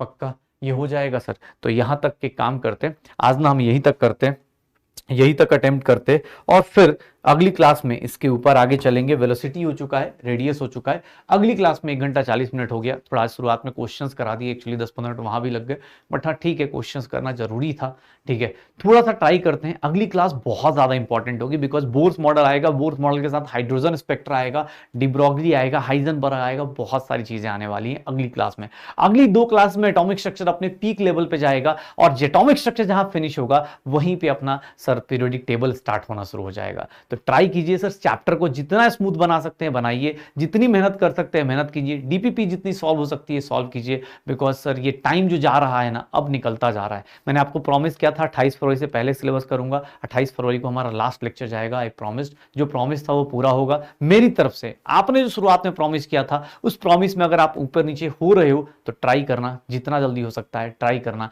कि सर उस प्रॉमिस को पूरा करने के लिए मेहनत बढ़ाई जाए, मेहनत की जाए पक्का। तो चलो मिलते हैं नेक्स्ट क्लास में, बोस मॉडल के ऊपर और भी सारी चीजें करेंगे। अगली क्लास में इसके ऊपर आगे चलेंगे और वहां पे देखेंगे और क्या क्या होता है। पक्का। तो चलो मिलते हैं नेक्स्ट क्लास में, तब तक पढ़ाई करते रहो, एंजॉय करते रहो।